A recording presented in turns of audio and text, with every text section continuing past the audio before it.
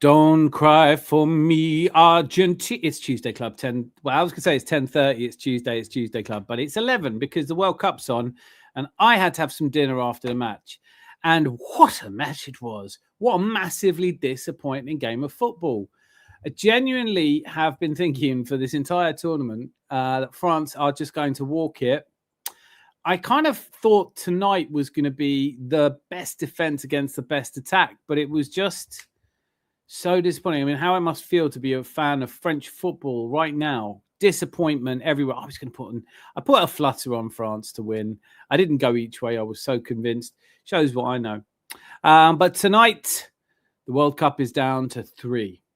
48 entered, 3 remain. Can England secure a place in this weekend's final, second final in a row, by the way, against the team we faced in the last final, España, who were convincing without being exciting. Lamine Yamal, of course, is wonderful footballer, blah, blah, blah. They have good players all over the pitch. Marc Cucurella, what is it with him? What is it with Marc Cucurella? He's half decent, isn't he? But they have got great players. But that French team will be absolutely gutted for years to come. Something just did not click tonight. Is it another lasagna gate? Is it another pizza gate? Are any conspiracies that we can talk about?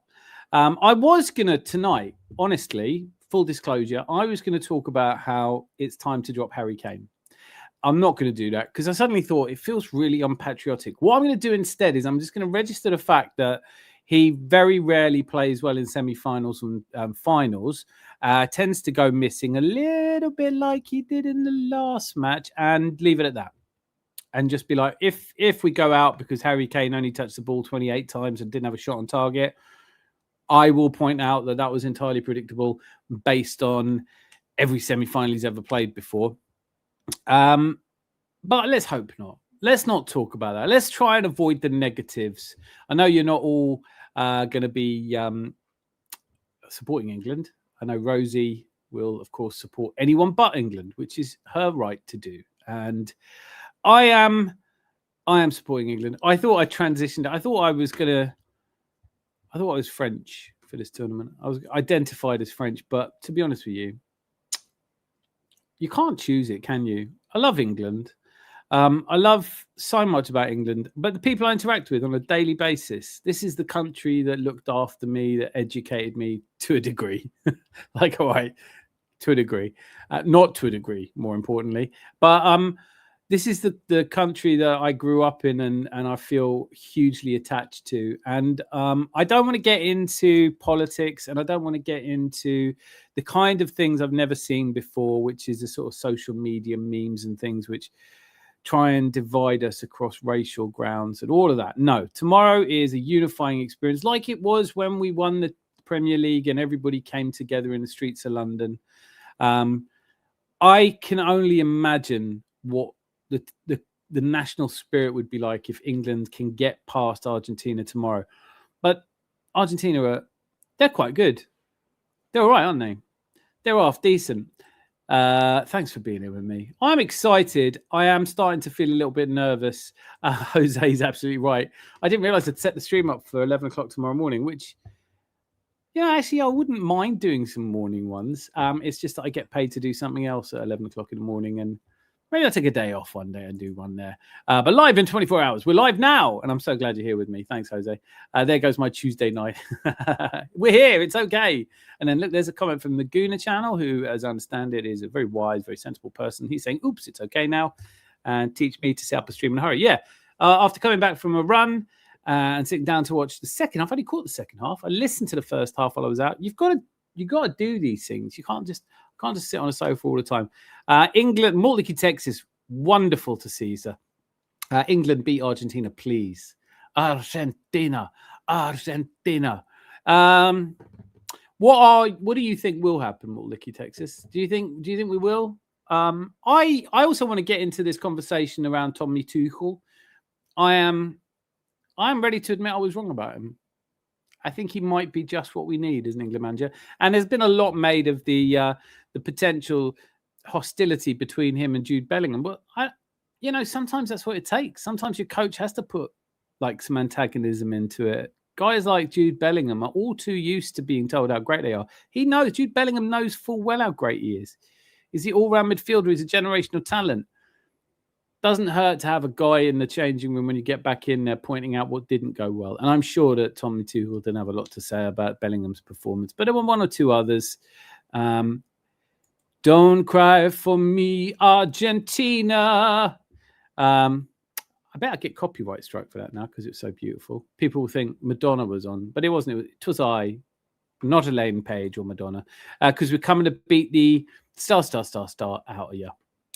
Don't have to make it violent. Just going to win a game of football against you. That's all. Nassam Benjamin Quabena, Spain versus England in the final. I hope you're right. But then what? What do we do against this Spain side? Are we the underdogs? Yes, we are. Got to beat Argentina and Spain. Can't have Spain win another one. I don't really want Argentina to win another one. Having these two, given in my entire slightly longer than average life, I've never seen England win anything. Spain fans and Argentina fans, you give us a go at this, will you?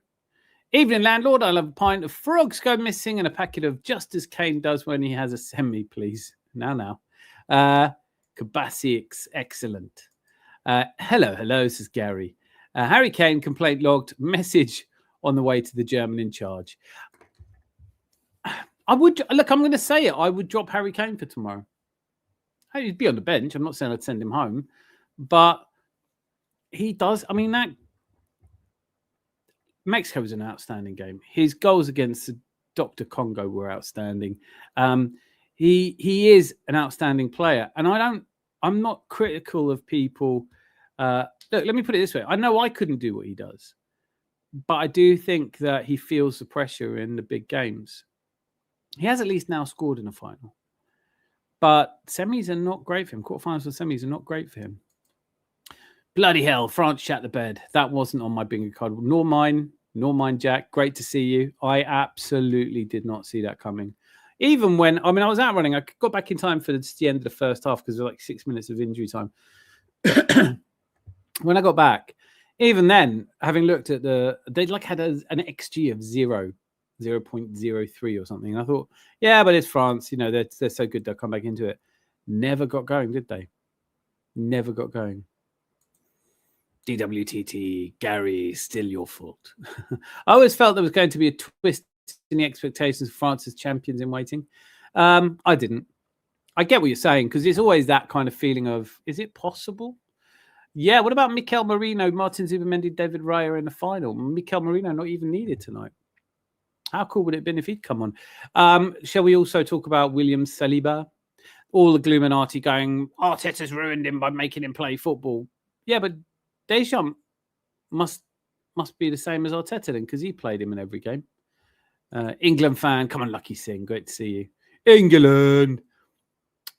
What did I do? I think he's talking about you making him laugh when he was trying to do his Brazilian accent. Glad Tuchel team calm everyone personality down. Made some people angry. Media hypes.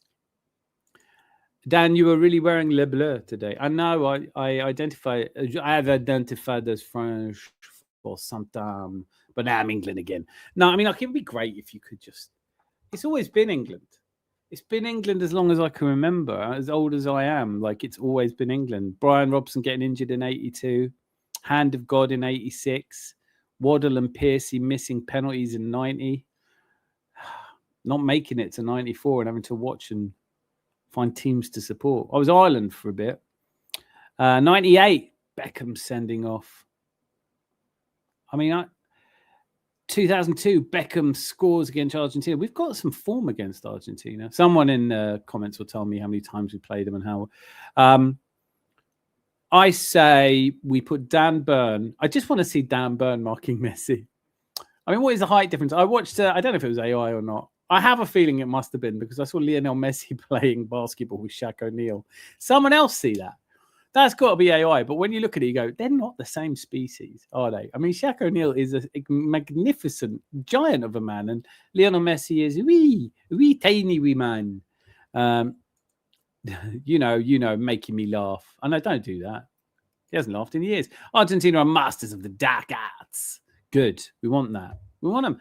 Listen, I think the whole England fair play must be an honest, decent game.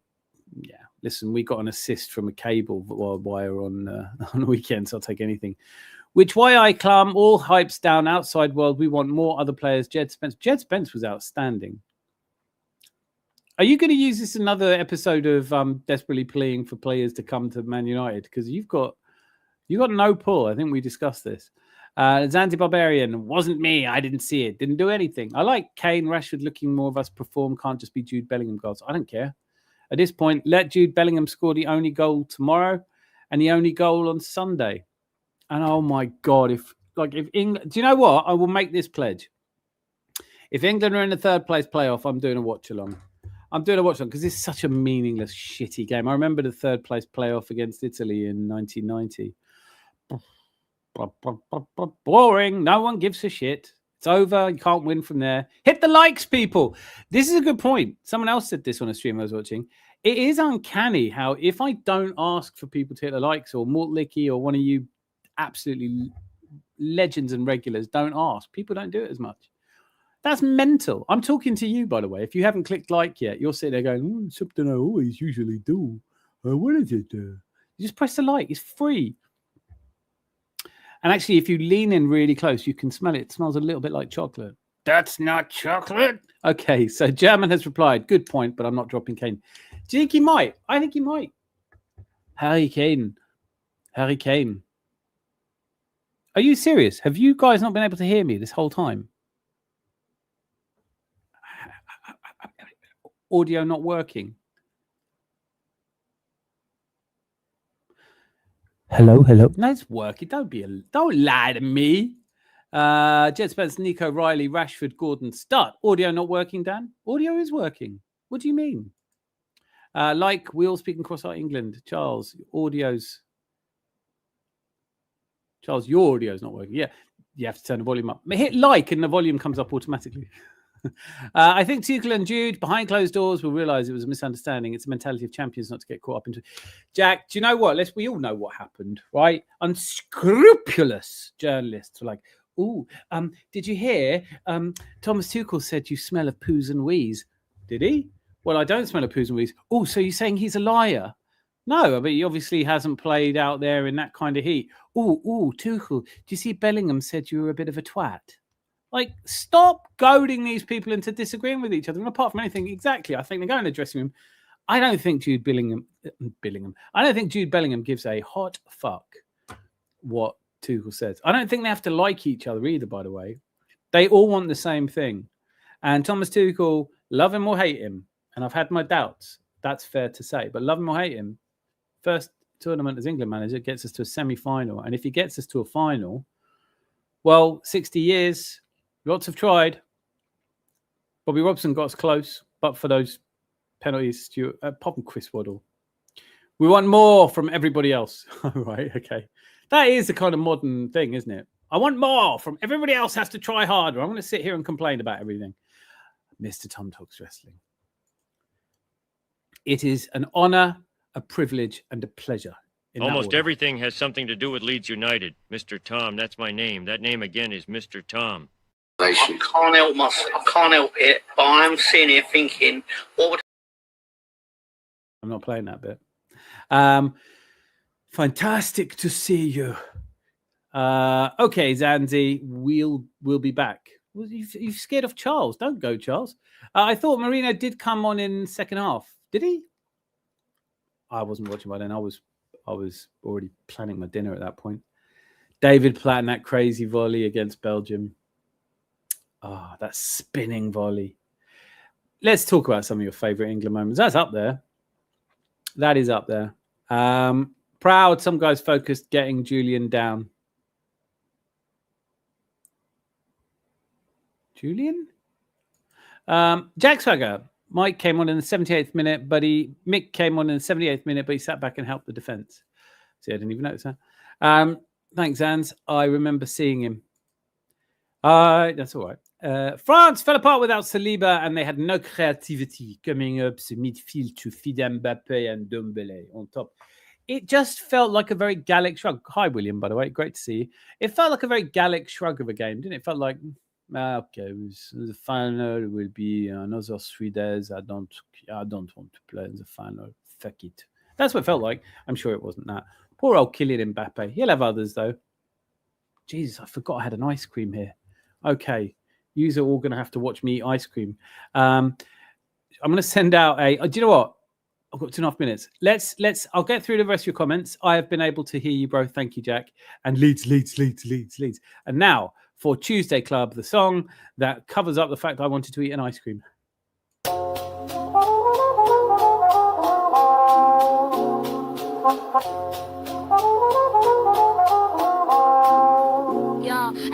Dust settles, moonlight sharp like a blade. Tuesday club door swing, cool cats invade.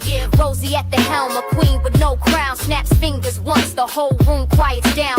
Jackets leather, glasses frosted with steam. Laughter ricochets like a well-oiled machine. Dice roll in shadows, secrets drip like wax.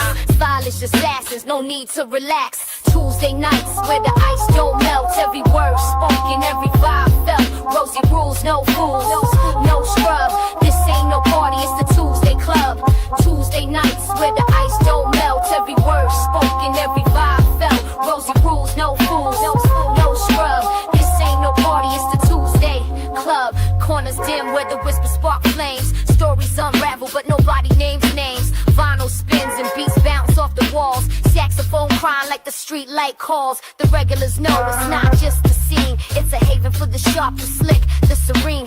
Chatter like bullets ricochet through the air. Rosie's eyes sharper than a lioness stare. No drama, no mess, just rhythm and flow. Tuesday's the day, the city, let's go. Tuesday nights where the ice don't melt. Every word spoken, every vibe felt. Rosie rules, no fools, no scrub. This ain't no party, it's the Tuesday Club.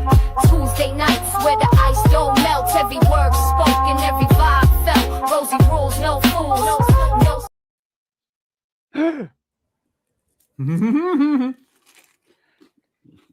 Evening. I was going to remove my shit. Spain were good. France were right. They just didn't play well.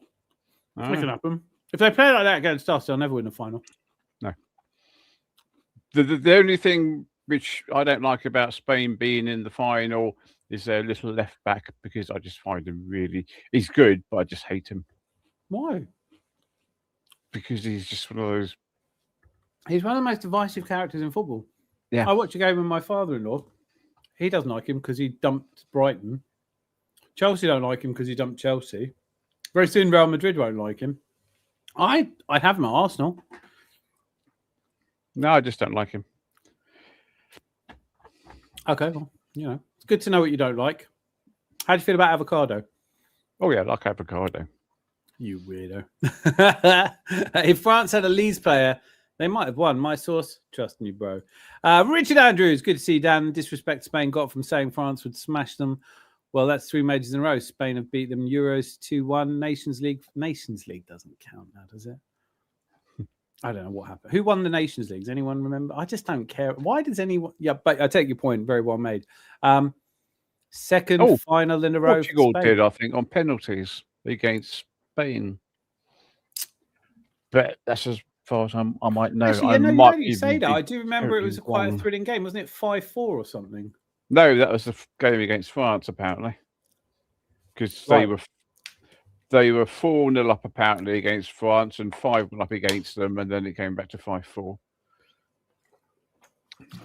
Isn't it football great? Don't you just love a bit of football? I love your confidence in your players could get a rest. A rest? Yeah. That's not really how it works, is it? No. When have I ever sent you wrong? It looks like Saliba needs back. Well, yeah, but we knew he needed back surgery going in, so he's done quite well. Why are people so gloomy in the 21st century? Arteta's ruined Saliba. He's played him. He's ruined him by playing him at football. George Graham would never have done that. He'd have had him folding. He'd have put the cones out. He said, like, Saliba, you don't have to play football. Tony Adams played every game going. I bet Saliba must have been sat there in the changing room saying, fuck it, I've been picked again. Yeah, just what do I want to do? What am I doing on a semi-final of the World Cup? I don't want to play this shitty game. I just wanted to sit here and earn me 200 grand a week. I hope it's more than that. Ah, look, it's Chris Nix. Hey, chaps. Hello, Ducky. How are you? And what are you talking about? I take that in the spirit as intended.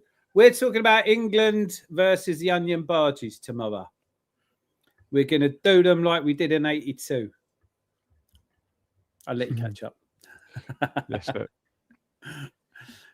Do you see that? I saw someone sent me a meme, like, hopefully she's refereeing. It's got Maggie Thatcher showing an Argentine player a yellow card or a red card. I can't remember now. Also, something occurred to somebody, you know, like you're watching, it's not going to be football unless you know Infantino's there.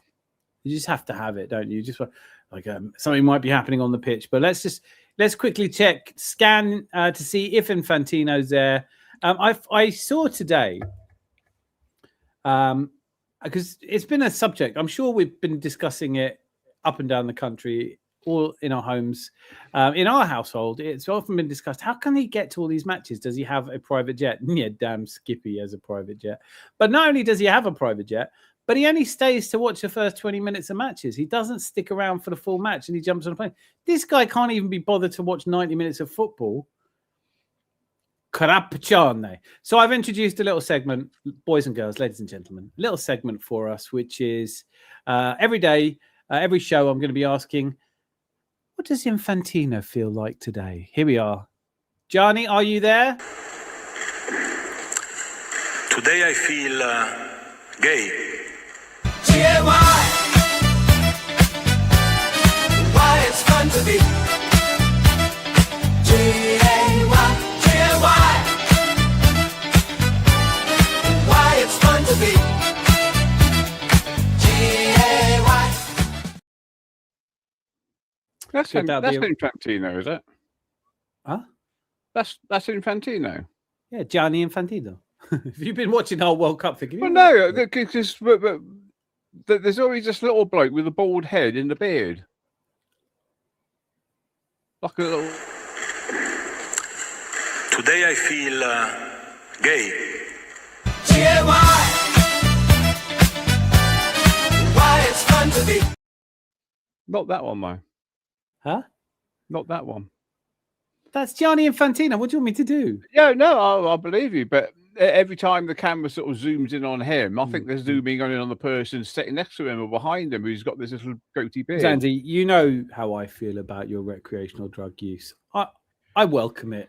It keeps you coming back, but maybe slow down. Mrs. Face. They aren't allowed to show him on camera when he's on the phone. Oh, child Infantino. Itsy witsy teeny weeny, corrupt and crooked Infantini. I don't like him. I'm going to come out and say it. Sue me. I bet I get sued. I hope I get sued. WTF? Why the face? Yeah, that was my little. I was making that during the second half of the. I just thought it'd be fun, and the song is mine as well. So if you want to, it's called G-A-Y. Why it's fun to be G-A-Y. Disco. Can't go wrong with a bit of disco. Why the Fantino? Why Fantino? An abbreviated name. Did you see that? Basically, that clip comes from a section Infantino did where he talks about today I am a migrant worker. Today I am gay. He tries to. It's horrible, but we'll be seeing more of that before the World Cup. We're gonna have to go live after the match tomorrow, aren't we? If we win or lose, I feel like. All right, let me throw this over to you. This is the obvious question, Andy. Are we winning tomorrow? Absolutely. Can I uncross my fingers now? No, well, I don't know. Can you? I don't know. I need a hydration break first. Le break, le pause d'hydration. We need a little sponsorship. Who can sponsor this? sponsored by Chelsea. Remember them? Respecting the ball. Respecting the ball. There you go. Now, I don't really want to talk about Arsenal transfers, but I do want to say so long, au revoir, auf Wiedersehen, goodbye, Leo Trossard. Saw him holding up the shirt today. He is a Besiktas player. And I fell out of love with him after not celebrating against Villa. But got to say, then you fell back in love with him. When you win the Premier League with a goal against Aston, well, he played his part. There is that kind of thing going on. Do you know it was June we signed Bergkamp in that summer transfer window. Most of the time, though, what I'm finding really irritating is people getting all these people getting their knickers in a twist because Arsenal haven't signed anyone. There's a fucking World Cup going on. Just chill out, relax, watch some football. Let Berta do his thing. How can you doubt Andrea Berta? He be a transfer gangster. Mortlicky Texas says Arsenal exploring the possibility of offering Gyökeres as part of a deal for Atletico Madrid's Julian Alvarez. That's quite an old story, Mortlicky Texas. That's been around for just over 10 days, 2 weeks, somewhere between that. And it's never really felt likely to me. I'm not ruling it out. Gyökeres has responded to it, saying that he's flattered. But I don't really think that's what we're looking to do. I could see it would kind of make sense, but how much do you pay on top? There are increasingly strong reports from reputable journalists saying that we are very interested in Julian Alvarez, as I think we should be. But it opens an interesting debate. There are those among you, and I want to hear from you, who don't think that somebody who only scored 8 goals last season in La Liga should be worth 130 million. Perhaps, though, the goal he scored to get Argentina into the semi-finals will change your mind. I don't know. No, it was only against really, was it? It was only against Switzerland. Yeah. I think it was a cross as well. I think he didn't mean to do it. Yeah. I'm joking, of course. But March time, there is all this speculation that the deal has already been done with Alvarez and he's coming to Arsenal in the summer. Yeah, that's all obviously bullshit, isn't it? Yeah. He came out after a match, and I forget which match now, but he said, look, I want to go. Hopefully they'll let me go. It's my dream to leave. We all know he's talking about Barcelona. He's not talking about, it's my dream to go to Arsenal. He'd come to us when he went to Atletico. I don't know where I stand on this one. Just as a purely footballing transfer, within sort of 120 million, I think it's a really good deal. He does offer us something that we need. He fits the Arteta mold. He's one of the best attacking players in the world, and he's possibly going to become a World Cup winner again. So the point here is, I don't know. Like I think maybe a bit too much money. My biggest problem with the Julian Alvarez transfer is I don't think he really wants to come to Arsenal, and on that basis, we shouldn't make him such a marquee signing. I was super early. Now I'm super late. Jose, thank you. If it hadn't been for you, I wouldn't have realised I'd set the bloody stream up for tomorrow at 11.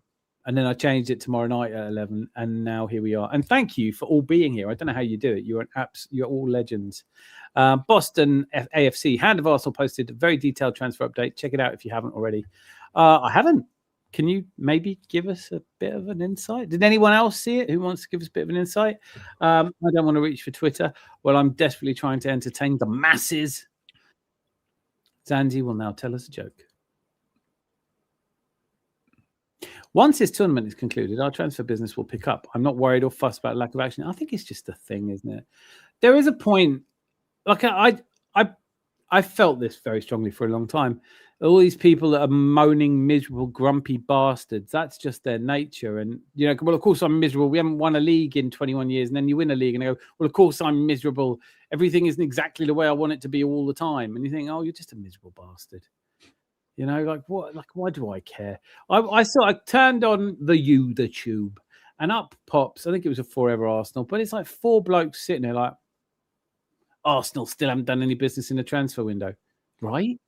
You can't get this shitty every single bloody year.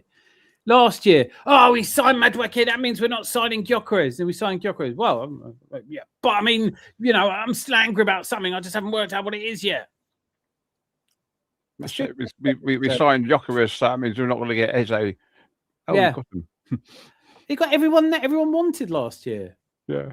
You know? You got this bloke called Nkapio. Who the fucking hell is Nkapio? He's fucking useless. We never heard of him. In the Champions League final. He's really good, isn't he? All these petition merchants that, were the 5,000 of whom that spent their time writing a petition to God knows who about Madueke won the league. Shut up. Although, if there's another petition going, I might. I don't know. Our main concern, but I wouldn't panic. We never do our business early. That's why it surprised me. We did do Dennis Bergkamp early, but we don't have to do it early. Nobody's going to pre-season training for another couple of weeks. I think we'd like to do business early, but if it was me, and it's not, I don't see why we should rush to buy things when you could just hang back and see who's available at the end. I mean, we arguably did all our business and couldn't get involved in the Alexander Isak transfer. I don't think we would have done, but what's the advantage of getting it done now when there's still another 2 or 3 weeks or even a month before, July, where most of our players are back for pre-season? What is the advantage? Yeah, you either get them late or you wait and get them. No, I think we're going to get them by you August. wait and get them late. I think we'll do business by August. I'm only really expecting 3 or 4 big signings. Although, good news is Ethan Nwaneri's brother, whose name completely escapes me, has signed a contract with Arsenal, is staying at Arsenal. Wouldn't be Harry, would it? No, it's not Harry. Boston FC, it's an update on Alvarez, Bruno G, Rogers and Solis. Too big to post it here. Okay. Well, if Zanzi can keep you guys interested for a moment, I'll try and look it up.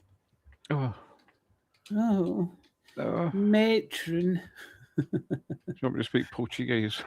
No, we're saving that for we're doing that. We're doing that once a week because otherwise it's too funny. But I did show the family that one and everyone loved it. Mrs. was like, what's he doing? It's like that's his Brazilian accent. It's not very good. Then she made me do my Brazilian accent, and I realised it's a difficult accent to do. Not quite as difficult as you make it seem. Huh? Yeah, I think I cracked it because I was thinking of Spain all the time. Yeah, you were thinking of Hong Kong all the time. Where are we? I'm seeing Fabrizio Romano, hand of Arsenal. Where's this long post then? Blah blah blah blah blah blah. Highlights. I can't work it because I've never really understood it. No, I just don't know what I'm looking for. I'm actually on the right page. Shall I share? Do you know what? Actually, then you could help me. AFC, Boston AFC. Let's share my screen. GAY. I see other YouTubers doing this all the time. Surely I'm allowed to do it. Where is it? There we go. There you go. So where am I looking? He's behind you. Do I go to posts? That seems like the logical place to go. I don't like X. It's just a horrible platform, isn't it? There's a pinned one. And then there's 2 hours ago. The club have been worried about William Saliba and his back issues. I reported a few weeks ago he may need some sort of procedure to fully heal. Rice is dragging himself through the World Cup. Saka, well, we already know his documented issues. Okay. Right. These are direct, fresh contacts between the ownership of Arsenal and Atleti regarding a possible transfer. There is still a gap in evaluation to the Argentine. Barcelona. Can you see this? Am I doing this properly? Well, I don't know whether you're doing it properly or not, but I can see it. No, just thank you. From my last day, every single point remains true. Arteta sees Julian as a major. I don't know if it's Julian, or Julian. I don't. We should call him Julian from now on. As a major marquee transformational signing, there are direct, fresh contacts between the ownership and Arsenal. Atleti regarding a possible transfer. There is a gap in evaluation. Again, respect to every journalist in their work, but I remain adamant that the player is open to a move to North London if his dream move to Barca fails, and it will fail. Here we go with Bruno. Lots of people saying this has fallen through. My understanding is club-to-club talks have not taken place, except a phone call from Newcastle asking Arsenal about their stance. I think most of us are fully aware that how Newcastle fans feel about this. I'm going to go over to join our resident Newcastle expert for a further update in just a moment, or perhaps not. Where's he gone? Oh, there we go. Yes, going over to you, Kenneth, now. Billions, but you can't. You have to sell. You don't have to sell this summer. It's all paper nonsense. You haven't got a clue. Pete.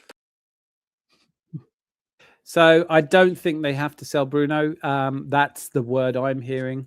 But Berta is still wanting Kia to handle all the negotiations until a fair valuation can be reached between both parties. Newcastle aiming to secure a fee of 80 to 85 million range as a minimum. Bruno is fully sold on the project and is waiting his agents and Kia. Like I said this last time, we have talked about this.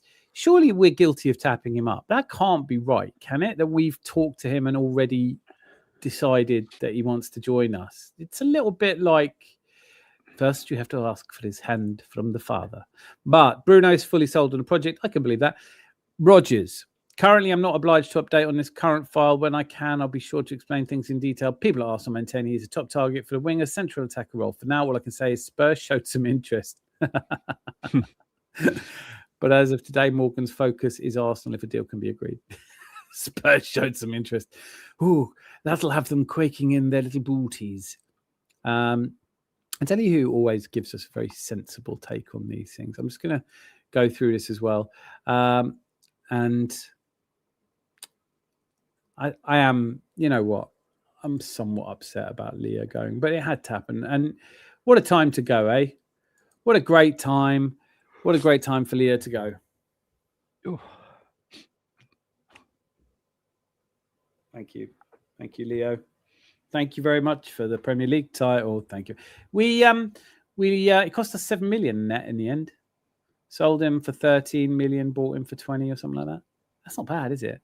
Hassan rated. Perhaps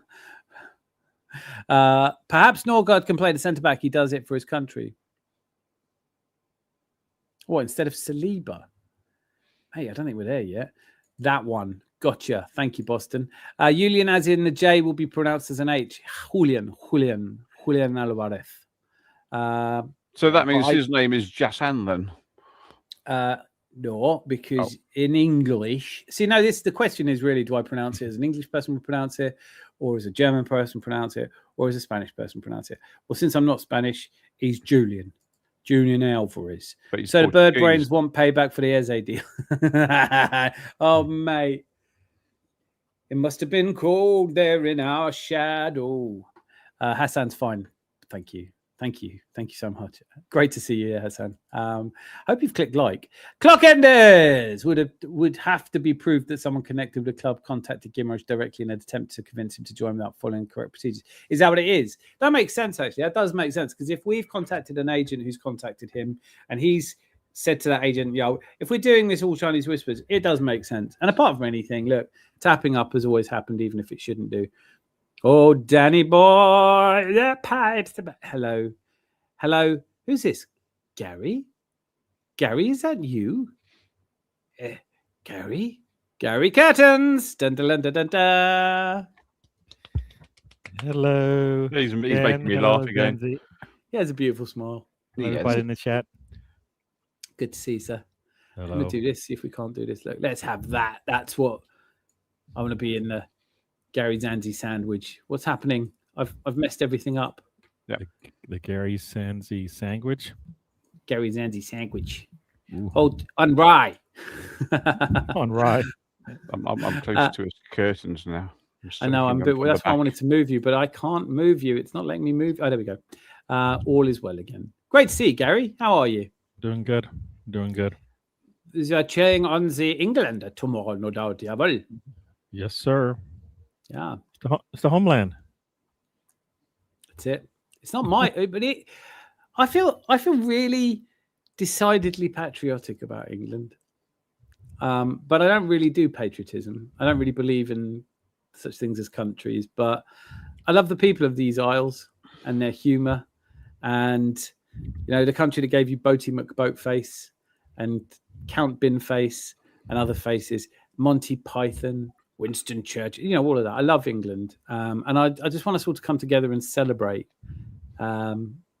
Wild scenes of celebration on a Sunday. Keir Starmer has offered us all a bank holiday on the Monday. I don't know how he can offer us a bank holiday on the Monday, because surely we'll need more notice. He's saying that if England win the World Cup, no one has to go to work on Monday. But he's not asked any of the people who employ people. He hasn't gone like, is it all right if I give all your staff a day off? Rather, he didn't. Well, it's a big event. We've won the cup. All right, well, when will we know? Well, you'll know in the early hours of Monday morning that none of your staff are coming to work. Oh, brilliant. Don't get sick on that day, I'll tell you what. Right, I sense Gary is about to appear. It's in his water. Thanks for the memories, Trossard. Great 7 for a club. Jack Swagger puts it brilliantly. Saliba's back, gave out mid-match. Now Arteta might have to consider it. He had, it was a back injury that did for him in 22-23. He may need a procedure. I get it. What I don't like is how everybody gives Arteta, like he's ruining our players. It's like, yeah, but he's playing them. Just like Didier Deschamps did, Like Didier Deschamps and the French national side would have had access to his medical records as well. And he's played almost every minute, hasn't he? Gaza is responsible for big England moments, no doubt. But mostly the Euro 96, I remember Gaza for. Look what's is here, laughing heartily. Clock enders, bin face, love him. Please win. Please, please, please win. Please count bin face, win in Clacton. Count Tom face. That could catch on. Idris Adam. It's been a minute, hasn't it? Hello, Idris Adam. Is he watching on your channel, or is he here? Gary, it's coming home. It's coming home. It's coming. Why not? I don't want Messi to win again. No, I don't. I don't think he wants. I don't look. Listen. You won once. Come on. Yeah, everyone gets one. Fuck off now. Sure. Technically, I'm neutral, but trolling my uncle and English cousins is too juicy to pass up. No, I mean, I'm England. I'm England. If we played Austria, I'd be England. I'm England. I'm an England fan. I've been watching us for 42 years. This is my time. This is my special moment. Hi, Gary. Hey there, and sir. Zanzi and Dan, presumably. Need an ejector seat here. Long time no see. Yeah, well, do you want us to go for a walk or something? Do you two want to have a hug? He was saying that to you. Said hello to What you day at the was saying it beginning. to me? God, do you two know anything about broadcasting? You must speak one at a time, not all of a gaggle. But he said, so hello sorry to about that, you at the audience. beginning. You deserve better. Yeah. If I want to be humorous and take the piss, whose pub is this? Right. Hi, Idris Adam. You know how we are here. We're having a bit of fun. Sorry about these two talking over. How's life going? I don't know. I'm surrounded on all sides by people who chatter. On the YouTube. Yeah, you're right. Oh, Trossard. Why Turkey? I don't know. Is it just the money? Is it just Supposedly the money? the money's good, right? You can get taxed less. Well, so- yeah, the tax is great. Yeah. How's life going down? It's all right. Can't complain. Mustn't grumble. Solace to Arsenal. I think it is happening, that one. I don't really think he's an upgrade on Trossard, though. He's got loads of potential, but I'm not convinced. Can we ask Gary a question? Only if you do it in a Portuguese Brazilian accent. No. I was going to quickly say to Gary. I was going to quickly say, yeah. No. Crocodiles. Has Idris said, how's your day? Oh, God. He didn't say that to me. No, he didn't say it to me either. Maybe he doesn't care. But my day's going He great. only said it to Yeah. him. That one. No. Poke. Other way. How do you not know you're doing it wrong? Are you not watching? You feel that? And what's the prognosis, doctor? Oh, God. Could Good we Gary keep doing his fingers again, is he? Could. I really want to see those fingers. Could we keep Norgard another season with Arteta realizing he's actually capable of doing a job? I wouldn't mind that. I don't know. I think I would like to. I was really interested in Ayoud Bouadi. I thought it'd be great to sign him because he looks so good. You shouldn't buy a player just because he has a good tournament, but sometimes you think he's 18 years old. He plays like he's 28. He's great. But Leon were insisting that he goes back to them for a season on loan. And I'm not doing that. I don't want to improve my squad in the year 25-25. I want it now. And I want it all. So, no to Boadi. But Kone, I'm in the Vieira camp on this one. He said we should be signing Manu Kone. And I tend to agree. And I think he would be an upgrade on Norgard. But Norgard was a Premier League proven captain of Brentford. I don't think he needs to be sold that quickly. What if Rice goes down? I think we have to brace ourselves this season. Rice will not play all the games. Bruno Guimaraes does make sense because then you've got rotation. You've got Zubamendi, Guimaraes, Mikel Merino, Miles Lewis-Skelly, and Rice. I don't know if that Guimaraes deal is going to happen or not. It feels like a little bit... Score predictions. We'll come back to that, Idris Dan, but thanks for asking. But I'll put a little star on that pin in it and we'll come back to your question. Very good question. Gary, would you prefer to meet a mermaid that has... Oh, this is a Ricky Gervais thing. Would you prefer to meet a mermaid that has top half woman or one that is a giant fish head with legs? Isn't it? What's his name? Huh? Orange. Good answer. Good answer. First England tourney I've been interested in since Euro 96. Slap a bit of world emotion on, and I'm just, do you know what? I'd love to do that. You gotta give and go, but do it at the right time. We might make Zanzi. We might make you do the England rap. No. In Portuguese. I think we should. Can you get in the comments if you think it would be fun to watch Zanzi recreate John Barnes's memorable moment of rap in the 96 classic World in Motion with New Order? Good times. The 90s. If you weren't there, too bad. No, Turkish women are fine, and Leandro's freshly divorced. Is he? I think women everywhere are fine. I don't think there is a place in the world where they're not. But men are ugly, so we shouldn't. Why do you should be lucky that they said yes. Not every Gary. You know what? Not every man thinks men are ugly. Today I feel gay. G-A-Y. Why it's fun to be. G-A-Y. G-A-Y. Why it's fun to be. G-A-Y. Itsy witsy teeny weeny corrupt and crooked infantini. I'm getting sued. When they come and get me, you'll all stick up for me, won't you? I don't know who you are. I've never met this man before in my life. In case you're interested, FIFA prize money, champions 50 million, runners up 33 million, third place 29 million, fourth place 27 million. It's a chunk of change, isn't it? It's a night out, How was your day, Gary? It was great. Well, maybe not. I was working. And I spent a lot of money on stuff because I had to get my house, work getting done on the outside of my house, work getting done on the inside of my house. So I spent a lot of money, and it's not a good feeling, is it? No. It's not, when you work, but it had to be done. For it. So it has to be done. The house is important. Bruno Guimaraes or Barcola? Oh, both. If I could only pick one, I'd go Bradley Barcola. Barcola. I'll go Bruno because I feel like I need to have an answer if Rice cannot do what he's done in the last couple of years. Miles Lewis-Skelly, Merino, Zubamendi. I hear that. Got cover there. Norgard. Sure. Gary, can you tell us how to pronounce Norgard, please? Because I know that you've spent a lot of time around Sam. I don't know Norgard. You do. I've heard you say it. Come on. I've heard you do it. Erdegaard. No, I know you've got Erdegaard, but we know how to do Erdegaard. I don't know how to say Norgard. Yeah, I think I screwed that one up. So. Odegaard's really obvious, isn't it, Zanzi? Help you to pronounce it. It's pronounced Odegaard. I've got to do another one of those. I'm having too much fun. I'm nervous. I hear you on the Barcola. Like we need to. Can we fix it? Can we get more in our attack? I get that.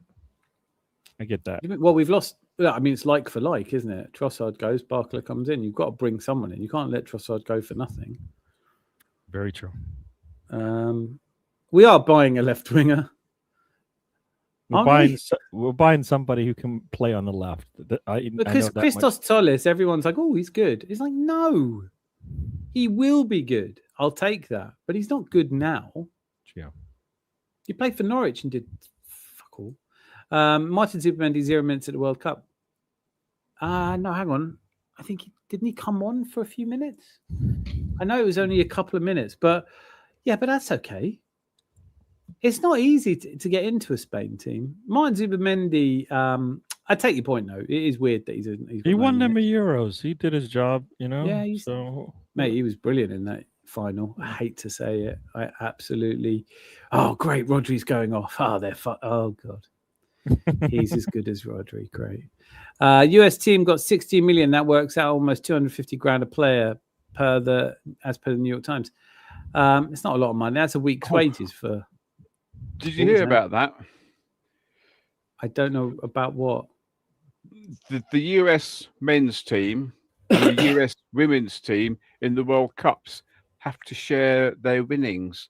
I thought you were going to say dressing win, or when the winning women get their 500,000 or something like that, whatever it is, they have to share that with the men, and the men now have to share half of their winnings. Again, you know, I don't know how much of this goes to the players, but here it's saying works out as 250,000 per player, but I don't think it does actually end up going to the players in that kind of way. They do get a fee for playing, but these are multi-millionaires. You know, genuinely, if you gave Sakura 250 grand, you go, oh wow, great, cheers for that. But it's the fact that the men have to share it with the women. Yeah, the men's federation has to share it with a women's federation. I believe that, but I don't think that the men go, oh god, here you go, look, there's 15, 200, 250, take some of that. I don't think. Well, yeah, no, because half of their winnings goes to the women, and then half of the women. No, Zanzi, let's not do this. I heard you. You've said it twice. I heard you, but yeah, what I'm thinking in though, is it there? No, I'm gonna be patient today. Okay. I'm not. I was joking. I should be the doctor. Zanzi, then. Your supposition seems to be that the 16 million prize fund will naturally be divided up between. No. I'm not saying that at all. I'm saying that what the men earn, half of it goes to the women, and what the women earn, half of their winnings goes to the men. Yes, we're not disagreeing on that fundamental point. But I'm not saying it's exactly half. Lordy, will he ever stop? No, I don't think he will. Now listen, Zanzi, while I'm still being Mr. Robin Williams, can you do the more? The men and the women play for the US team.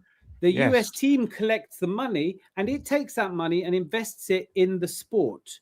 Now, what will likely happen is that half of the men's winnings will go into women's football, but not necessarily to the players. We are only disagreeing on that point. I heard you when you said they split the money, but it is one federation, right? So they, as a US team, will divide the money up and invest it equally into the two portions, not give it to the players. The point I was addressing was what you could see on the screen. I don't know. Do you have a screen there?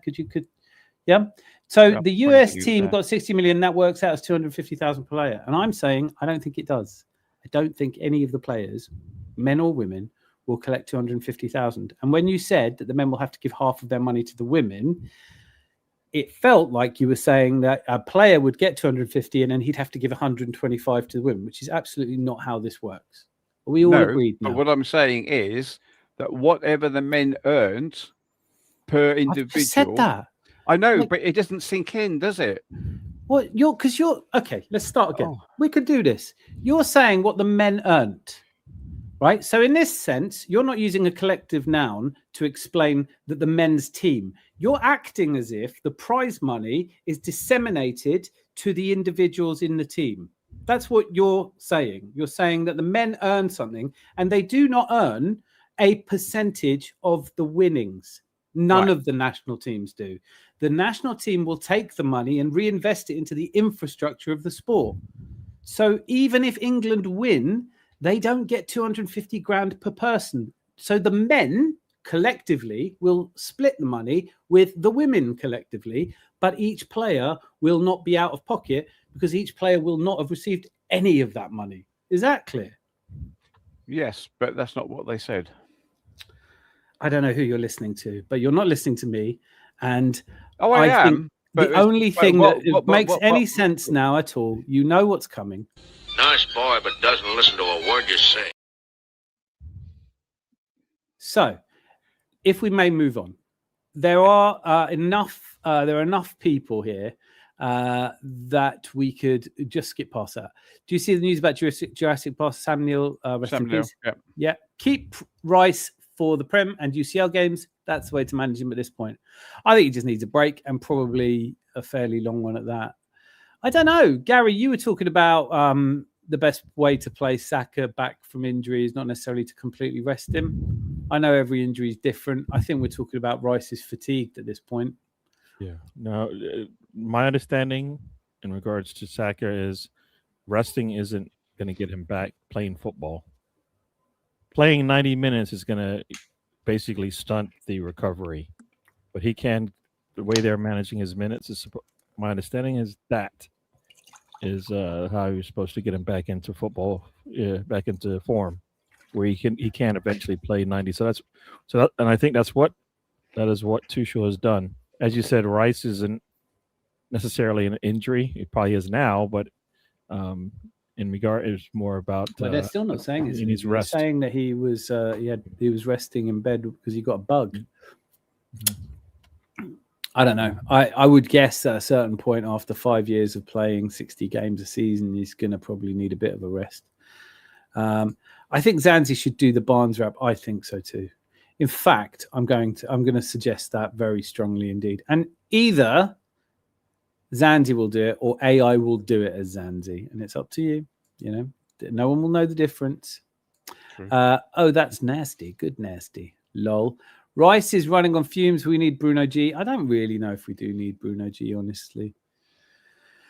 We've got Paul Yuri. You have no pull. You have nothing. You got Yuri Tielemans. He was a free transfer like 3 years ago. That's who you've got. You've paid 35 million quid for a jumped up free transfer. You Spanish fuckers were coming for you. 1805. What's the significance of 1805? Did we? That's Napoleonic. Like what happened? Trafalgar. Is that right? Yeah. Was that against the Spanish? I thought it was against the French. No, Spanish. So we beat the Spanish in the Napoleonic War. No, no wonder we're good. They didn't know what was coming. We whopped their arse at Trafalgar, and then we whopped the Froggies in 7 years later at join us in a more PC age. We whopped the Froggies. I don't know anything about the Battle of Trafalgar, but I always thought it was French. But I take it. Foe is a combined fleet of the French and Spanish, apparently. Yeah, it was mainly Spanish, though.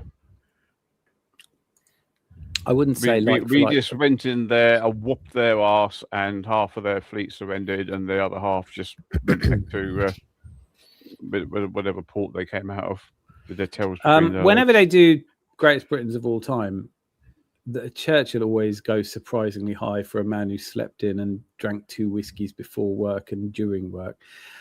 But the one for me is Nelson. Like, not only redefining all naval warfare, but gave the most incredibly moving speech that I've borrowed. England expects every man to do his duty. And he did it using flags and then stood and gave his life in the bravest way possible for his nation. Meanwhile, Churchill was having eggs on toast and a couple more whiskies. And a lot of the things that we all think that Churchill said, he didn't say. And the others he did say had written for him. All gays welcome here, all races and creeds. We don't discriminate against nobody, especially lesbians. Listen, it's the Adam's Arms. It's a hostelry for the hopeful. All are welcome here. We have no genders and no agendas. It's just a great place for everyone to get together. We've even had Spurs fans in here. Not for a while, but I wouldn't be averse to the occasional Spurs fan walking in. No. You've got an oubliette to fill. Yeah. First, we will smash the Onion Bargies for Falklands in the Spanish. This is something that's very English. We play a team in a football match and we look back through any, and we have. Was it the only country? Did you say this the other night, Zandu? The only country we've never been at war with. Who? I'm trying to remember who I was having a conversation with. I thought it was you. No, I was just saying that Portugal are our oldest allies. We've never been at war against Portugal. No, I didn't say that. I don't know whether we No, have. I'm or not. asking. I don't know. I don't know either. I don't think we have, but they helped us out when we were whopping the Spanish and stuff like that. Good. Yuri Tillemans, 35 million bags, getting money off Alejandro. You've bought some bad players and you've managed to sell some. Share the winnings. Is this kindergarten? Dan, You know what? I was just say, it's bad when Chelsea wants to sell their player and gives a discount to the English teams. I don't know. Seems suspicious to me. I don't think Garnacho. I think if you can sell Garnacho, if I was an agent, you went, Dan, I've got one for you to sell. I go, oh yeah, who is it? Well, he's a good one. It's 35 million we might get from him. It's 20%. That's 7 million in your skyrocket. And I go, oh, wicked, nice one. Who is it? Alejandro Garnacho. Oh fuck. Oh fuck. Oh God, they'll have seen him play. What am I going to say?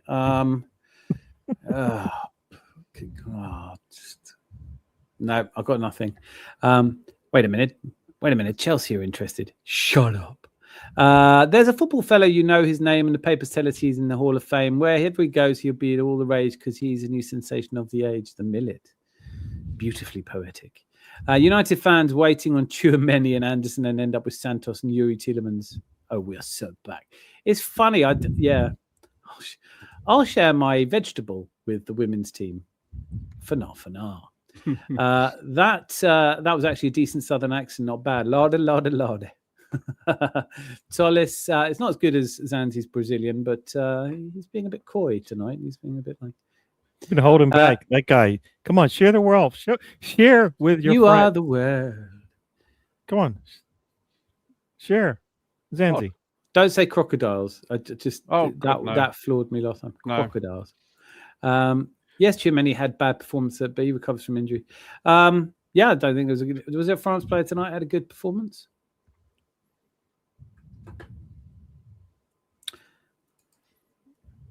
Saliba did for 30 minutes.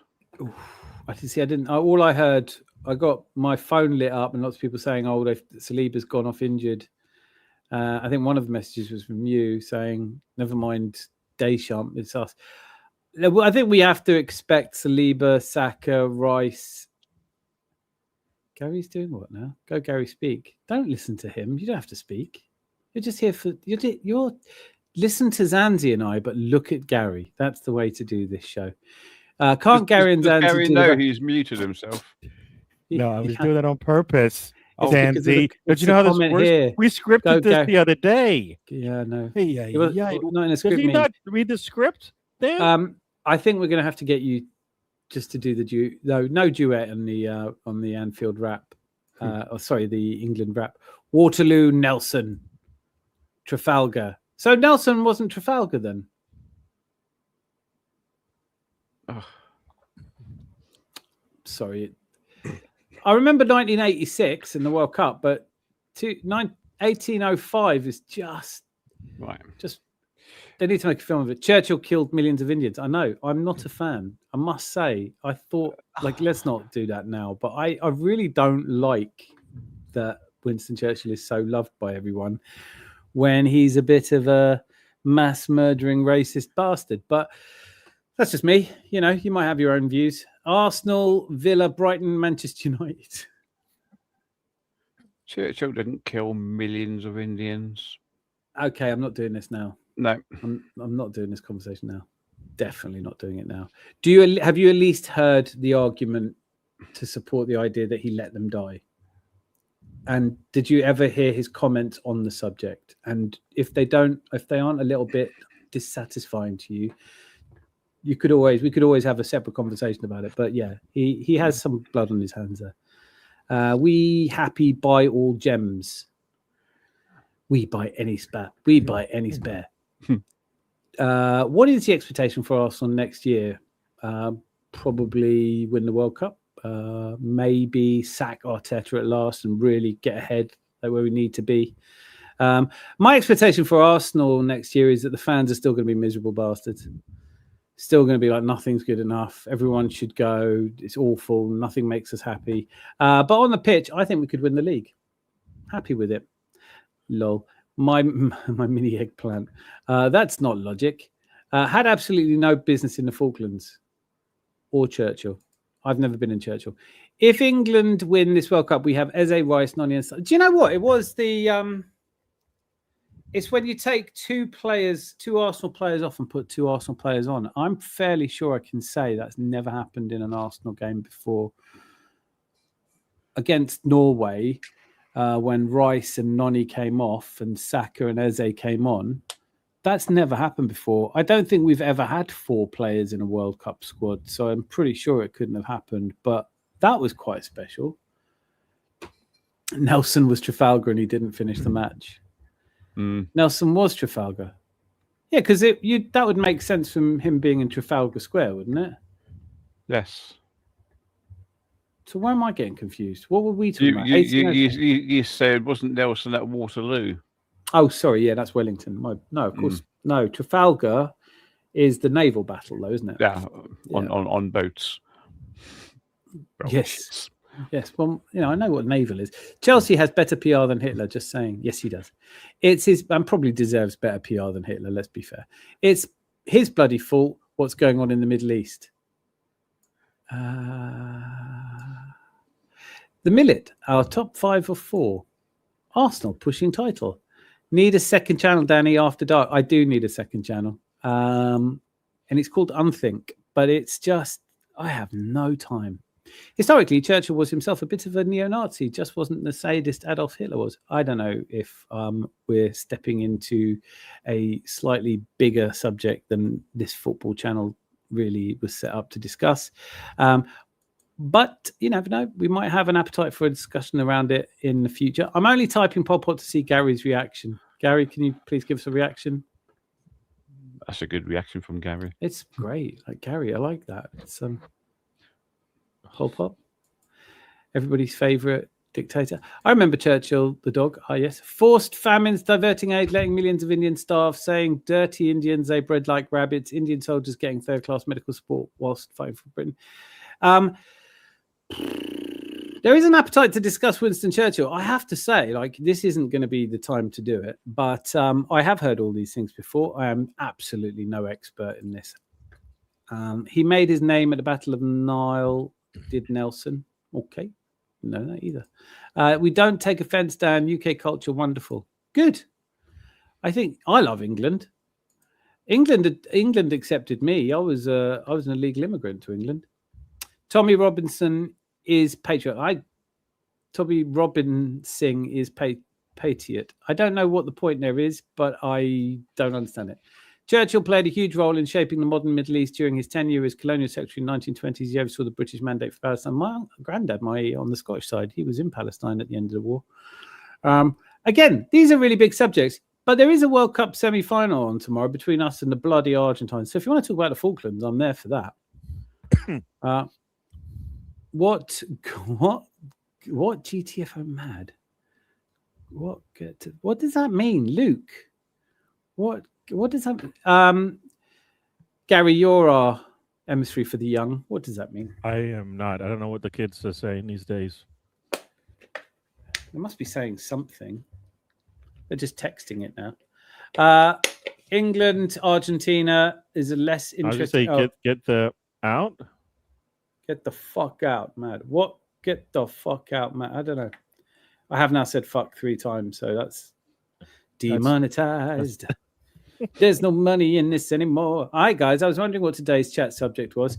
Well, it's we're putting up a statue to Margaret Thatcher and taking the one down for Winston Churchill. I didn't mean to type mad. England 2, Argentina 1. Come on. I'd love to believe that. I really would. Mr. Tom, I heard that Gary owns 0.27 of the Falklands. That's not enough to put a shed on. Do not get me involved in any of that stuff. I was saying what you're an illegal. Oh, I see. Yeah, I'm not anymore.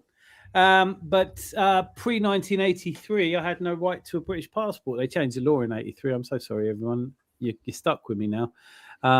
But yes, I love this country. In other news, the resident bird brains from North London assume they will not only get UCL qualification, but also the Premier League. There are people now saying, are you worried about Tottenham winning the league? No. I come straight out and say, no, it doesn't. I don't lose any sleep over that at all. Maradona levels above Messi. Terence, you're absolutely right. This is as young people are fond of saying, facts. As old people who want to hang around young people are fond of saying, facts. Spitting facts. It's true. Maradona is levels above Messi.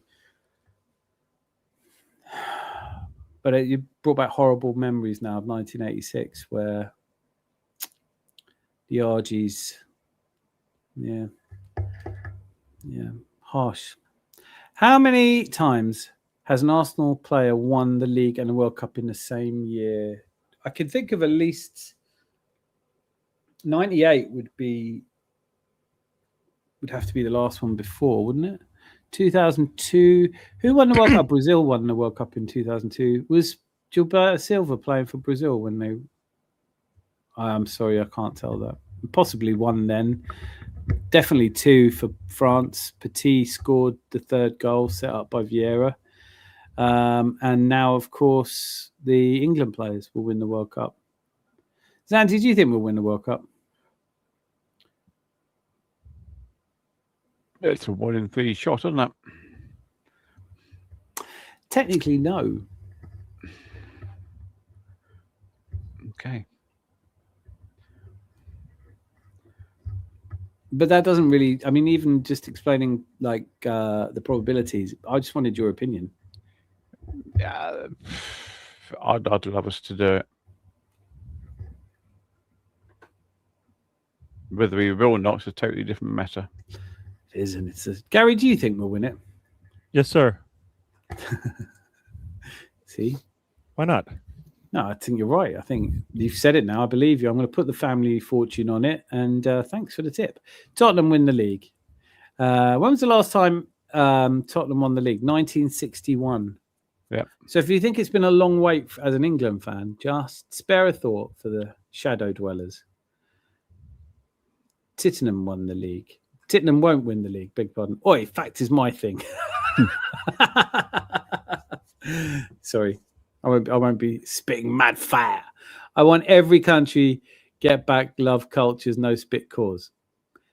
If we go down to 10 men and take Messi out of the game, I reckon 10 men England could still beat us. That's a fucking Sandy. I think there's something in this. I literally think we send Dan Burn on there, start the match, and they kick off, and he just walks up to Messi and throws him out of the stadium, right? And he gets a red card, and he's like, fine. And they can sub anyone they want on for Messi. By the time he lands, we'll have won the World Cup. Better than throw him out the stadium. If he throws him high so it hits the camera, of course he won't make a noise, will it? So the game will have to continue. Have to continue, yeah. And he can't be red carded because like he's still flying. Yeah, I've done nothing wrong. Let's sing Great Britain. It's not Great Britain though. It's England. Vieira Petit, yes, absolutely. All French lads. Henri, but he wasn't he wants at Arsenal. No. Vieira Petit and Gilberto, maybe Fabregas. Oh, that's a good shout. Did they win in? Someone look that up. I think Fabregas is a shout, actually. Yeah, I think he's right. So we've got loads. It's boring now. Time for sleep, Mr. Tom. I shall return on Thursday. Like, share, and subscribe to support Dan in his YouTube endeavors. Look at his little face. Support that man. Good night, both. Good night, little man. Mr. Tom. He's just going off to see the 20-year-old next door. Yeah, Zanzi. The 20-year-old next door is Zanzi. No, he's not. Bloody hell. I'm not 20. I'm trying to get him to But stop. you are on your Tinder profile.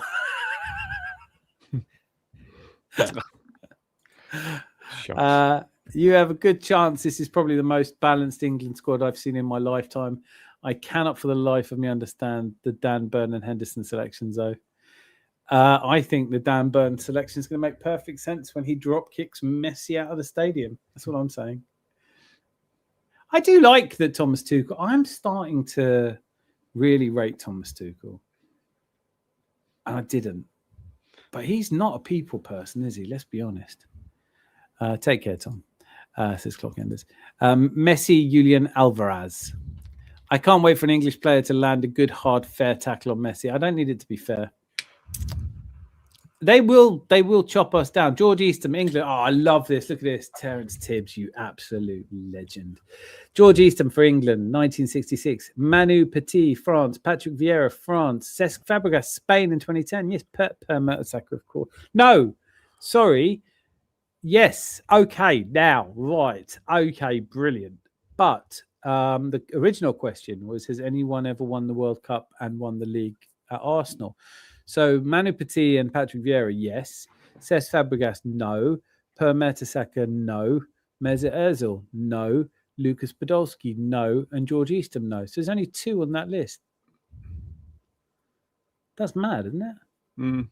I mean, it's a tough thing to do. What a great year that was for Patrick Vieira and Manu Petit. Subscribe to Gary Don't Waste a Trip too, as I enjoy tormenting him. Yes, please do. And it's destination viewing. Is that you on Tuesday nights and Saturday nights now? Yeah, I took to. Since it's the summer months, we every other week we're gonna do it, kind of thing. And then I was sitting there and I just realized the boss is away, and I was like, oh, you know what? I will partake if there is have an option. You're not establishing an alibi by being here, are you? When you say she's away, is this all to throw us off the scent? Have you? Moving on, Clock Enders. Please get in touch if you are safe. Just let us know. Dan, I asked you if you ever met Jennifer Tilly before, and now I'm curious. Did you ever meet Norm Macdonald? Nope, didn't meet Norm Macdonald. Would love to have met Norm Macdonald. Never met Norm Macdonald. Why was he into poker? Do you know what? Now that you say that, I've never met Norm Macdonald. I'd love to have, but did I see him on a poker thing? Yeah, maybe I did. No, never met him. Euros for Fabregas, not the World Cup, exactly. How would like for us start me? I want to see Rashford goal. Okay, no, he's not bloody French. He's Senegalese. Who's not? Patrick Vieira. He played for France though. Petit and Vieira in '98 are the only 2 I can think of. Fabregas was an Arsenal player when Spain won, as there was a controversy when Barca players put a Barca kit on them during the celebrations. But was that the Euros? What year did Fabregas leave Arsenal? I think Jose's right. That does make sense. 210, but I'll just check. Missed the pod. Any ideas as to where I can get a portable aircon machine? No. My one is basically all the effect of a asthmatic cat breathing on me. 2011. He went to Barcelona. Sested. Right, so yeah, he would have won the World Cup. But just to be clear, the original question was who's won the league with Arsenal and the World Cup. So all of the players that at the same time. Yeah, so Terence has already listed George Eastham. All these players have won the World Cup. But as you can see from the list, only Manu Petit and Patrick Vieira won it the year that they won the league. So if England win the World Cup this year, there's going to be how many players have we got in the England team? 4. Is that it? That's it. So basically, you put 2 on and took 2 off. So all 4 Arsenal players were involved in that substitution. That's mad. Yep. But if some people get their way, Marcus Rashford will be one too. Clockender says, love Tuchel's attitude with press. I quite like the fact he doesn't give a shit who he's talking to. He just doesn't, does he? World Cup winners who later played for Arsenal, Mustafi, Thierry Henry, Gilberto Silva. Yeah. When did Gilberto Silva sign for Arsenal then?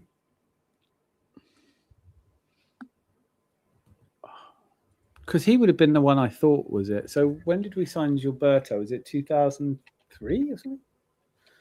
I really want to hear those fingers tapping away. I love it. You've got Elliot Anderson and Jude Bellingham for that bit. Rice is too nice, and Kane's got too big of a target on his back.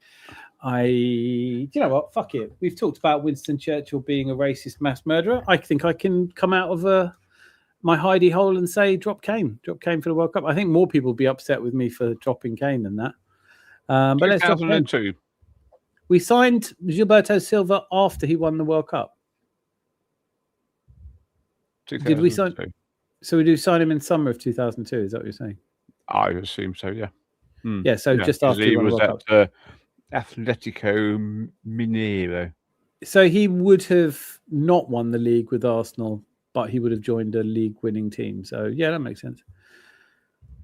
You got how many Irish and Africans make up this England team? Aren't we all African? We all came from Africa. I don't like all this. Which continent are you from? Like, you know, it really doesn't make any difference to me. Yeah, he was into poker. Isn't that funny? Like, as soon as you said it, I was like, no, I never saw him. I think I might have seen him play a celebrity game on telly. But he is absolutely, or was an absolute hero of mine. Love Norm. Rest in peace, man. The good always go too young.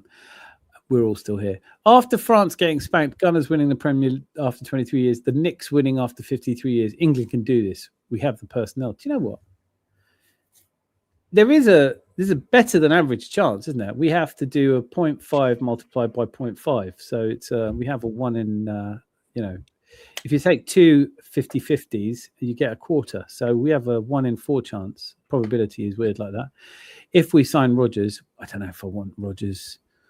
Gary, what's your thoughts on Morgan Roger? I like the player, but I really want forwards, like legit forwards that can play on either wing or can play on one side of the wing, but through the middle. Who are you thinking of? Who's your? I do like. I like Alvarez. I do like. I mean, do you like him at 130 million though? I don't like. Yeah, I don't like him at that much.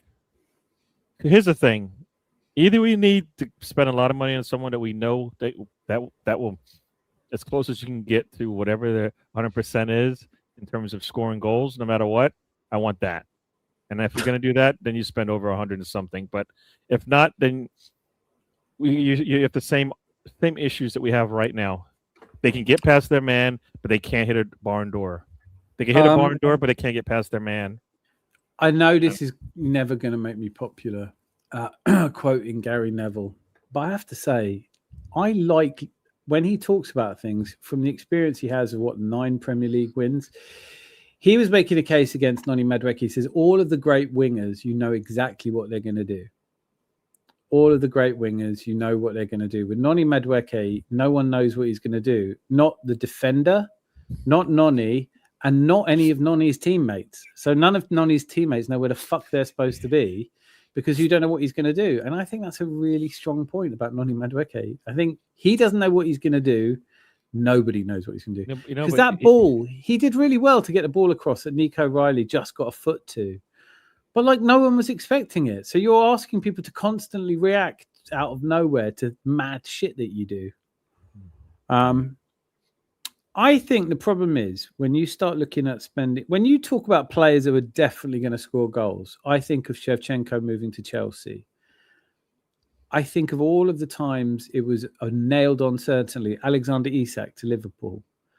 I think when you commit the kind of money that prevents you buying other players you might need, you need it to be nailed on and guaranteed. And when it comes to Julian Alvarez, I'm as big a fan of his as anybody, and I really like the footballer, and I think he's great. But do have to temper it with the fact that last season he scored 8 goals. And that's not brilliant. Yeah. No, I think Arteta can get it done without having to go crazy because he's shown that he can do it with what we've had before, right? And we didn't spend a lot of money back then, right? So he just needs to get better players, whatever that means, like better than what he has. I just, raise the floor. If he keeps raising the floor, I think we'll be fine. I think we'll be fine. There is a point that we come back to what I said earlier, though, which is like, you're absolutely right. But Trossard's gone now. So you're not looking to upgrade him. You're looking to replace him. So anything is an upgrade on nothing. So even if he does bring in Christos Tollis, or even better, someone like Mika Gotts, or I don't know, go really left field and he goes out and buy a player none of us have heard of, that's still an upgrade at this point. Yeah. However, they found Mascara. Yeah. Whatever that formula was, can we do that on the attacking side? Whatever. Take the defensive qualities. Switch it with the offensive qualities, and then find me a Mascara. Those players tend to stand out more, though, don't they? But I mean, there's got to be you're looking at potential and all these other things, right? Because Mascara came to us, nobody would have thought, all right, he's going to come into Anfield and play his first game. You know what I mean?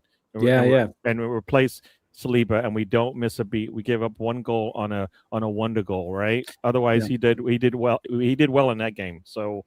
Like I said, I think he played there. I mean, he didn't have a great game in the Champions League final, but he was trusted in starting it. But you know what? That was tough for him. But there was one of those things where, at some point, does Arteta go, have I gone to the well too much? Do I switch things up a little bit now? Because it's we've hung on as long as we can. Do we try to go out and try to win it now, or do we try that side has been scary for us going late in the season, right?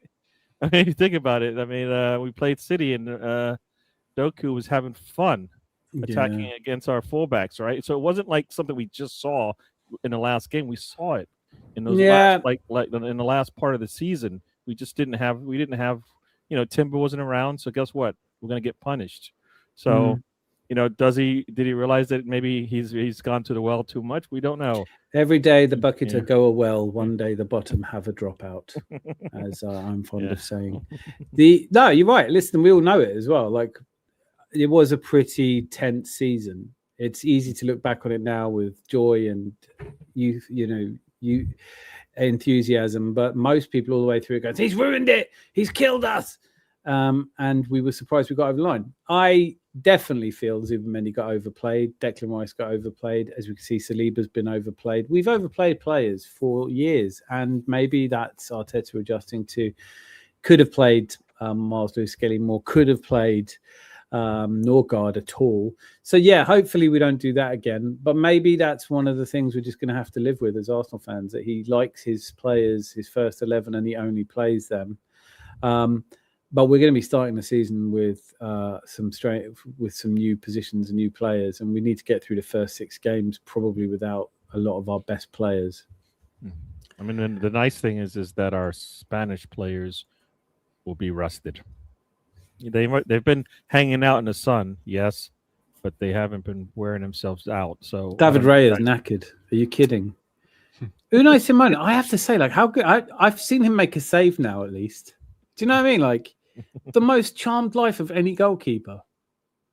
You could have literally stuffed a shirt with some straw and stuck a broom up it and just put that in the goal. David Reyes going, can I play? No, it's all right. Broomy's doing brilliant. Broomy. Yeah, Broomy's doing great. What's the only English club that's held a World Cup semi-final? Is it Goodison Park? I don't know. Zanzi, do you know this one? This is beyond my ken. It would have to be, well, it's a club ground in England, so it would have to be a 1966 game. But that doesn't make sense. There must be at least 2 that have held. We're all the Wembley semi-finals then? That doesn't make any sense, the Millet. I love this question because it's... Unless, of course, England played at Wembley. That's what I'm saying. So England semi-final was at Wembley. The only English club ground that has held a World Cup semi-final must be Highbury then. Or Goodison Park. I'm sticking with Goodison Park. Get in this. This is a great quiz question, the Millet. Love you for it. Gary needs to be here more often. I've never seen Zanzi. Oh, did you say it? I think you said the answer. Goodison Park. You said it, Villa Park. Sorry. Oh no, it was. Oh. I thought you said Villa Park. I did. No, okay. Goodison. Oh, it says Villa Park. That's what AI says. Villa Park. Well, AI wasn't born then. What the fuck does AI know? West Germany and Soviet Union. They're not even countries. What are you doing? You're fucking shit up. I know it made things up, but you know what? What's a Soviet Union? They That's not even a real country. tell you to check AI after you ask it something. So Yeah, check it. Wasn't even born in '66. Zanzi, can you confirm you're our up to date? Goodison. Was it Goodison Park? Yeah. So it wasn't Villa Park, which makes sense actually because Villa Park's a shithole. No, but it is. Like, no offense. I mean, I'm sure villains would agree with me. What's up with William Saliba injury? It's nothing. It's just period pains. He'll be fine. He's got a hot water bottle on it. He'll be all right. Yeah. He's a geezer. What do you mean, drop Kane? What the fuck are they putting in the water in Sussex?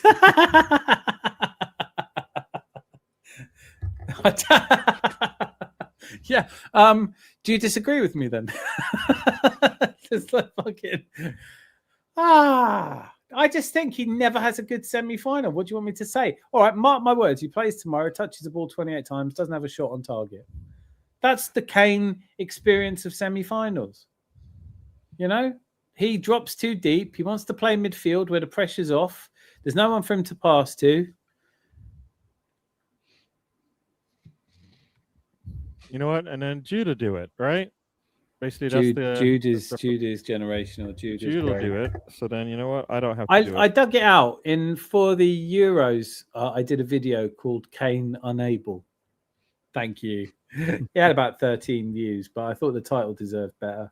But it's a 28-minute video where I go through every semi-final and quarterfinal the guy's ever played, and it's the same pattern every single time.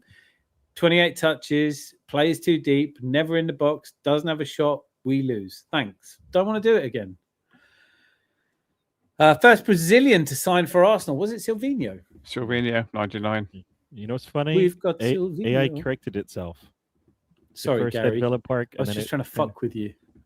And then I wasn't even born. Like, AI, if AI just goes, I don't know, fucking hell. It just corrected itself. I'm just sitting here. I'm like, what? Because you said Goodison Park, and before it said Villa Park. It did say Villa Park, and then it just changed up. Are you? You know what it is, don't you? It's AI says, who's asking the question? Gary. Oh, say Villa Park, and he looks stupid. We're gaslighting Gary. Yeah. AI all over the world is gaslighting Gary. I don't know, Gary. Yes, it looks like it's hot outside. Cool.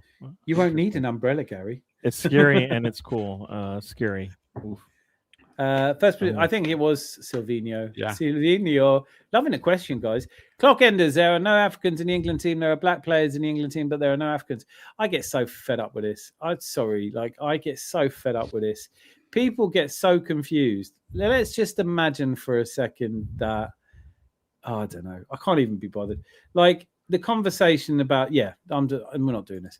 130 million, it says 90 million and 40 if Arsenal win the UCL. It's a manageable deal. I agree. Hassan, I agree, man. What deal is that? For Alvarez. Oh, okay. I think it's manageable. I think this is a really interesting, the Alvarez conversation will lumber on because ultimately he's come out and said he wants to leave. Barcelona can't afford him, even at 90 million, so they can't do the deal.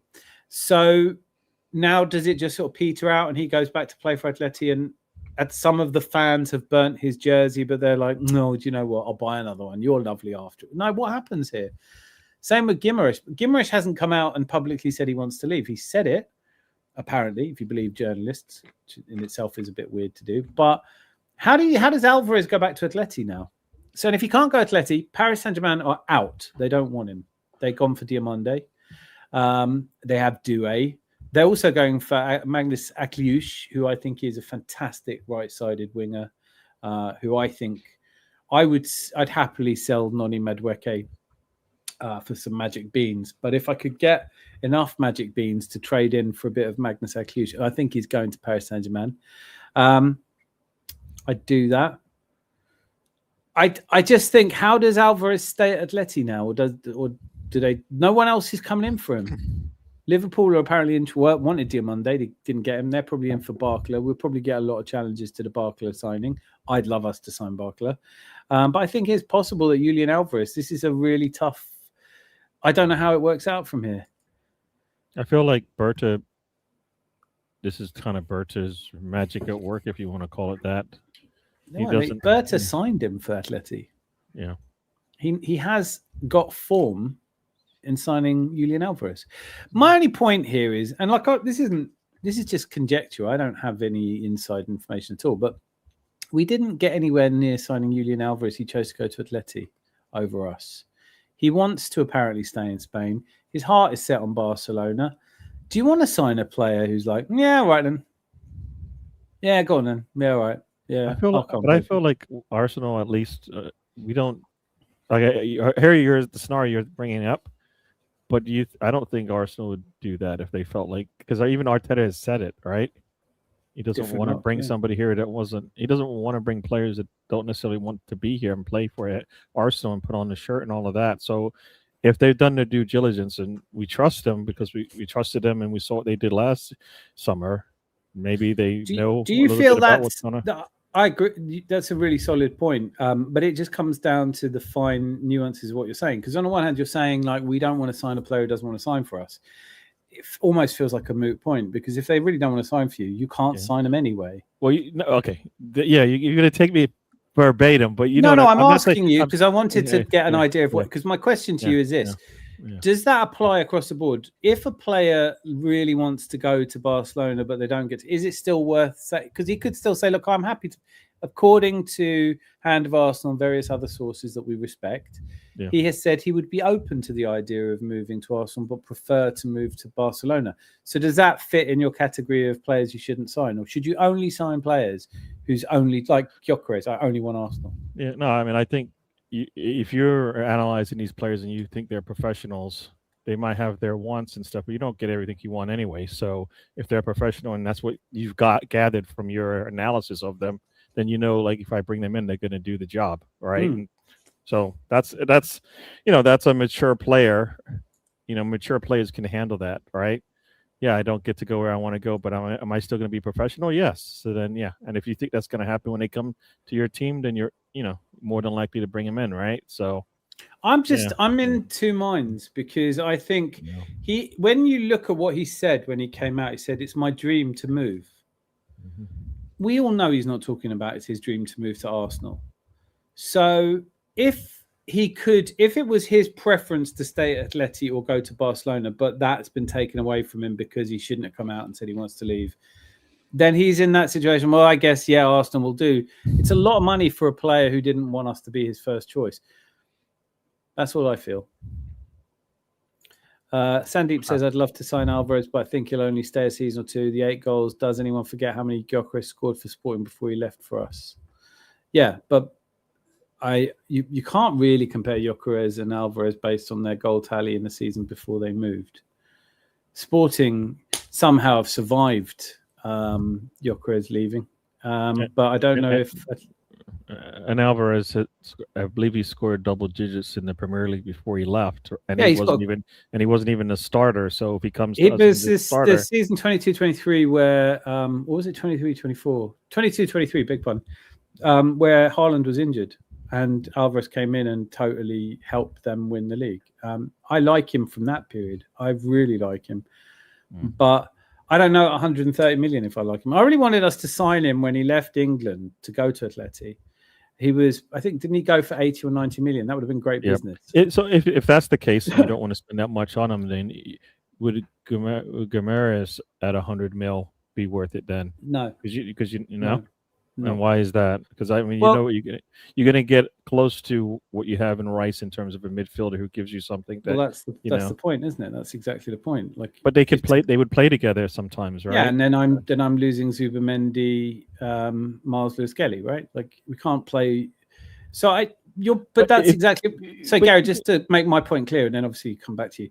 You said, would you spend 80 to 100 million on Guimaraes? And I said, no, because we've already got someone playing that part. Alvarez, we have nothing like Alvarez. So Alvarez would be very different from anything we have, whereas Bruno Guimaraes would be different, but we have other players with those skills. I'd still want to sign Guimaraes at 60, 70 million, but I wouldn't want to sign him at 100 million. Yeah. I hear you. Guimaraes will add strength to the squad. Yeah. I listen, and I think 70 to 80 million is reasonable. I think his age profile, he's Premier League proven. I think he's a great signing. For me, it's always cost benefit because, like, people, you can say, "Oh, it's not my money," but we know that there isn't an unlimited amount of money we're going to spend this summer. So let's say, even if you said like 350 million we're going to spend this summer, if you take just under a third of it and stick it on Guimaraes, I don't think. Let me put it to you this way: if the rules were different, you could only sign one player every season. No one's talking about Bruno Guimaraes. It's not what we need. We're talking about left wing. Please go and sign a left winger. We've got Havertz, and I'd like, for me, El Junior Krupi would be a better signing than Bruno Guimaraes. So let's say you only had 100 million. I think you could get Krupi from Bournemouth for around 100 million. Yeah, I hear you. I hear that. Like I said, if you can't fix the left wing the way you want, and you can just make yourself even more solid in other places, then I say, you know what, maybe you do that, and because you might have to do that because that it might not be feasible to get that player on the left, that player that can play the left wing the way you want. Yeah. So if you're not gonna be able to do that, then I would make sure that, guess what, everything else is solid. Like, for example, right now, if you're really concerned about Saliba coming back from his injury at any point, then and you feel like you have to get a defender, which I'm always like, getting another defender, but it worked out for us last season when we did that, right? So yeah, they might have to do that again just to you know what, we're going to be solid from the back like we've always been. We're going to make sure we've got the depth, and yes, Mascara could do the job there probably, but all I would say on that is Mascara, Ben White, and Julian Timber can all play right-sided centre back. Yeah. So it wouldn't be we do need, I think, to sign a right back because all the talk about Benny Blanco going, but I don't know. Yeah. For me, when you analyse the squad, the one place that really pops out at you is the left wing, and we've just sold one of the two players that didn't quite make it for us last season. So we're down to Martinelli's our only left-sided winger. Yeah. Although apparently Noni Madueke can play. Yeah, I've heard that. I've heard that as an option, and then you allow, and maybe maybe put Max and let Max, Eze. Get a like, I mean, if maybe, you know what happens, you put Noni on the left and suddenly he becomes like he starts crossing the ball or passing to other players. I don't know, like, these things are all possible. I didn't just have a fever dream. Old Trafford, I think you're wrong. Never mind. Patrick was born in Senegal and lived in Senegal till he was 8. To Senegalese mother and father. He's definitely Senegalese.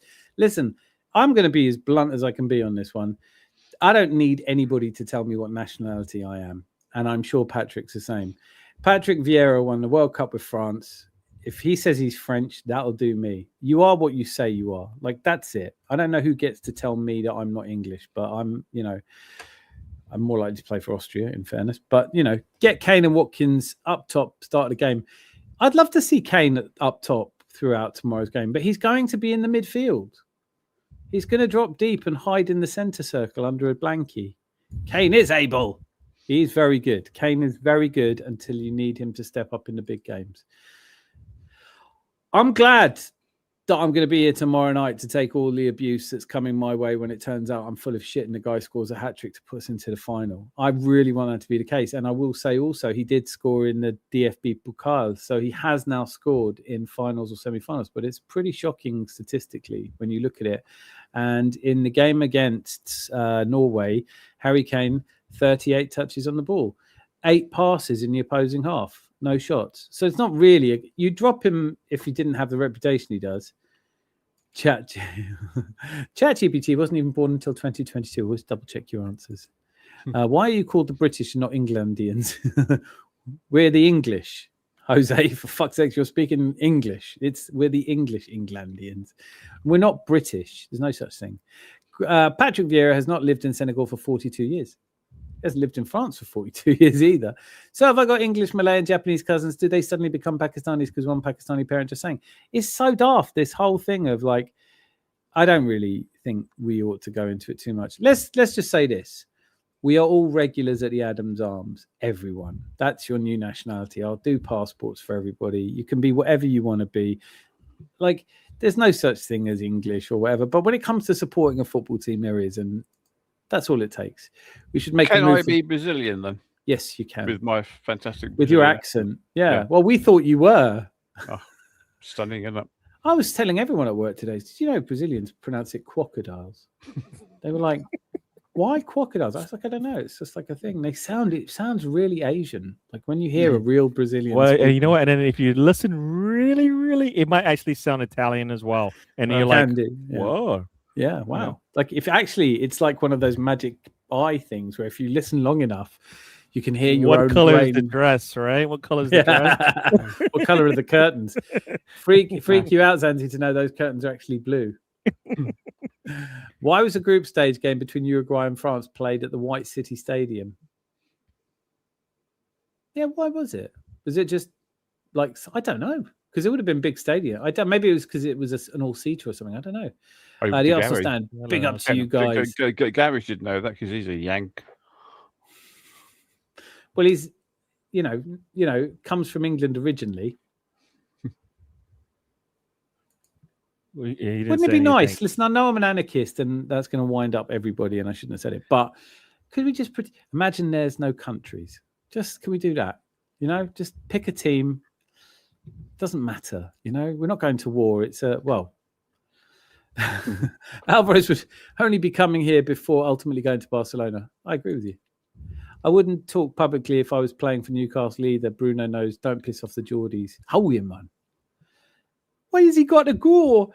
I love him. Why does he have to leave? We've got everything up here they've got in London. We've got a 24-hour Greggs. You won't get that in London. If you want a sausage roll, you can have one any time of day and night here. Professional sport. That was Brazilian, by the way. Professional sportsmen value money and accolades above all else. Keown Adams, Del Piero Maldini were rarities. Alvarez will make the decision that is fine. Listen, maybe he does just want to play for Barcelona. I can absolutely forgive that. He's an Argentine. Maradona played for Barcelona. Lionel Messi played for Barcelona. I suppose if you're an Argentine growing up, maybe you do want to go and play for Barcelona. I don't hate anyone for having dreams. And I think he's earned the right. If it doesn't work, it doesn't work. I think the problem he's had is he shouldn't have come out and said he wants to leave Atleti, because if the move to Barcelona doesn't pull off, then he does find himself having to go somewhere. And I think I agree with Jose's point, which is if you take a girl to the prom because the person she wanted to go with didn't take her, it's not going to work, is it? I don't care where you're from. I welcome diversity. I just find the debacle around it quite funny. Declan Rice represented Ireland before deciding he wanted to play for England. It's true. It is true. It is true. Who was the other one? Who's the other turncoat? It was Conor Gallagher, wasn't it? I don't know. Bruno is an excellent midfielder with the best quality. He's a signing you make if you want to retain the league, in my honest opinion. I just listen again. I think he's a great signing. It just depends on what if we spend the money on him. If we don't get something, we need more. We don't need him as much as we need a left winger. Do you agree with that? Alvarez preferring Barcelona is already leaving a bad taste in the mouths of some Arsenal fans. Not a good start. True. But I felt like that about Zubimendi because you remember just before he signed for us and it had Sammy Mokbel announced it in January, and then come June he started flip-flapping like, oh, well, Xavi Alonso's going to Real Madrid. Xavi Alonso's my hero. I'd love to go to Real Madrid, and then he didn't. This worked out. We won the league. Signing Bruno now would have been something Jose or Fergie would do, poacher player. It depends. I don't necessarily think it would be, actually. Clock Enders, perhaps you didn't understand my comment. My point was that if one spends a life in a certain place, they are more from that. Then this is what I don't think we're ever going to be able to do this justice on this channel. But I think you are from the place you want to be from, and everyone else just get on board with that. And if you really want to start running around telling people where they're from or that they don't belong somewhere, the problem is you, not them. However, Jack Swagger, I don't trust Alvarez. He's not going to show up to the Arsenal interview saying, sign me, but I will be leaving in a few years. He will be saying all the right things to secure the bag. And now we as big arms, blue Savannah eyes, dipped in Sherbert, Herbert, Earth, Ernie, Vader, Gert, Lush. Oi, Razor. Sorry, I was in the wrong chat for a sec. I was in DWTT. I was jumping over tumbleweeds in there. Sorry, Gary. Hello, Gary boy. Gary, I forgot. Once, Sam. Yes, please. Black Air Force Gooner, Malt Licky, Texas. He can go wherever he wants if he comes and wins us a UCL. Exactly. That's a very good point, actually. If you do come to Arsenal just for a season, we win the Champions League, do what the fuck you like. We suck at selling. We'll end up buying for 130 and selling for Dan's Magic Beans. Arshavin64. There are some absolute wet wipes who are hell-bent on trying to police what nationality people are based on their skin color. Ignore them. Yes, let's do that. Very well said. Yes, you're right. It's daft, but facts are facts. And Patrick Vieira is no more French than you are. I don't know. He speaks French. Je ne parle pas français. He must be fairly French if you won a bloody World Cup with France. I think that qualifies you as French, doesn't it? Yeah. This is just an extension of the same bullshit people have been doing for so long, since nations existed, which is not a long part of our human history, by the way. Tribes, families, yes, that's our nature. Nations is nonsense. To tell something, like, they used to say this about Jewish players. Jewish players can't be English. I'm not doing it. Like, if you say you're English, that'll do me. I'm never going to tell someone what nationality but Jewish isn't. Jewish is a country, so it's got nothing to do with your nationality. I'm not saying it's rational. I'm saying that there was, at different times, people have disclaimed other people's nationality for a variety of reasons. They've said you can't. I know, but I'm just saying that Jewish isn't a nationality. It's just I understand that. Religion. I'm saying Israeli is a nationality. I fully understand that. And I know I know that. What I'm saying is that when people decry somebody else's nationality, when they say you can't be something, because of color of your skin or religion or any other reason, political affiliation or what flavor crisps you like, whatever. No one else gets to tell you where you're from. I grew up in England. I am not a British citizen. But I think when it comes to it, if this nation needed defending from a foreign invader, I would stand toe to toe here and defend my family and the people I love. But I don't check to see if my friends are English by passport or not. I would say I ask someone where they're from. If they say I'm English, if Patrick Vieira says I play for France, he's French. If he says, I'm actually Senegalese, but I wanted to win a World Cup, so that's fine too. It's none of my business. It's not my business what nationality somebody else is. And I don't like the world that we live in now where it's become a thing. Jack Swagger, comment of the night. My nationality is Gunner. Exactly. Zanti with his Hong Kong Fu accent was hilarious. That was Brazilian. He was doing a Pele.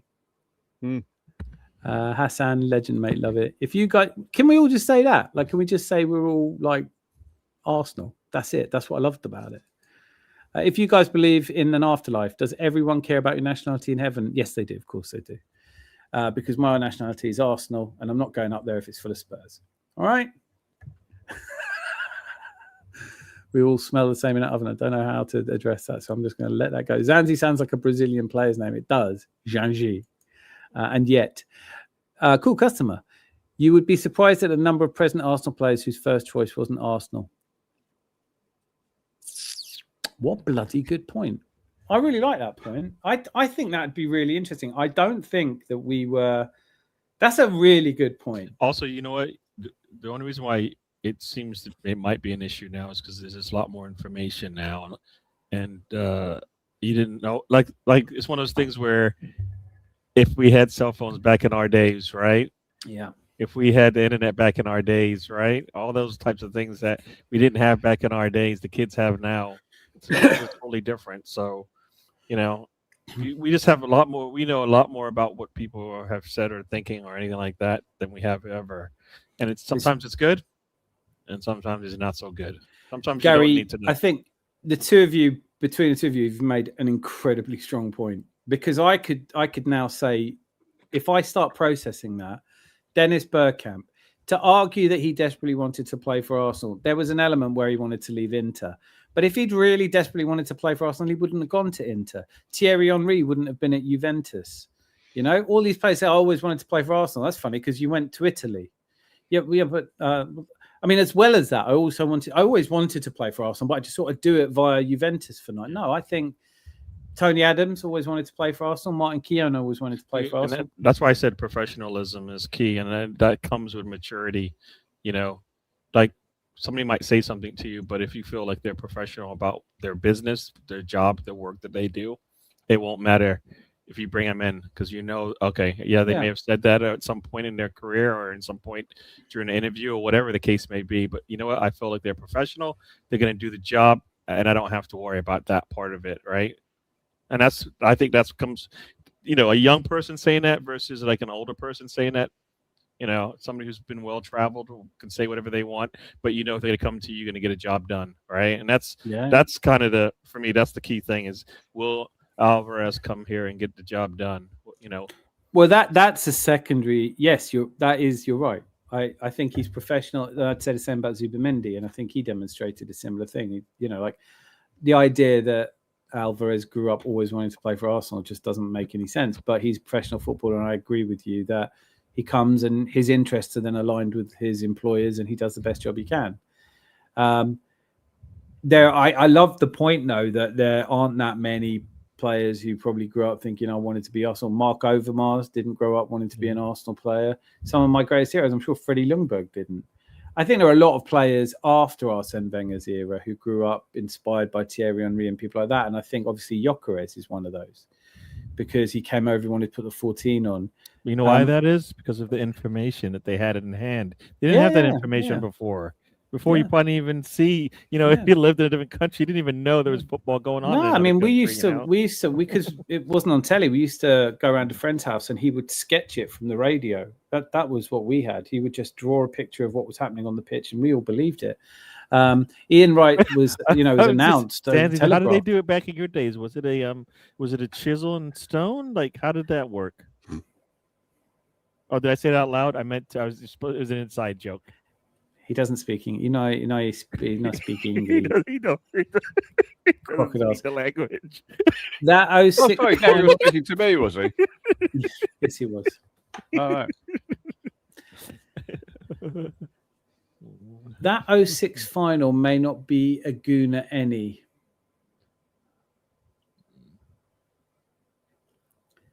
I don't really get it. May not be a Guna any. Well, in the 06 final, Jens Lehmann didn't grow up wanting to be a Guna. Sol Campbell definitely didn't. Let's be honest. I think he's right. I think it's a fair point. I think there aren't that many players. I think Gary, the other thing that he's saying, is that we didn't have the information. People didn't know that much about. Certainly, foreign players would have only watched the FA Cup, and before, we wouldn't have seen that much Arsenal. Here we go. Uruguay-France was scheduled to be played at Wembley, but on the date of the game, dog racing was being held at Wembley and the dog racing took priority. But of course it does. Fucking dogs. The pups. I'm moving that. Don't be stupid. Has Arsenal ever had an idea? Nelson Vivas. And right underneath it, Sandeep couldn't wait. Nelson Vivas, exactly. It wasn't very good. Hello, Catherine. Good to see you. The 06 final may not be a Gooner anymore, but the one hurts more than the recent one. Couldn't tell you why.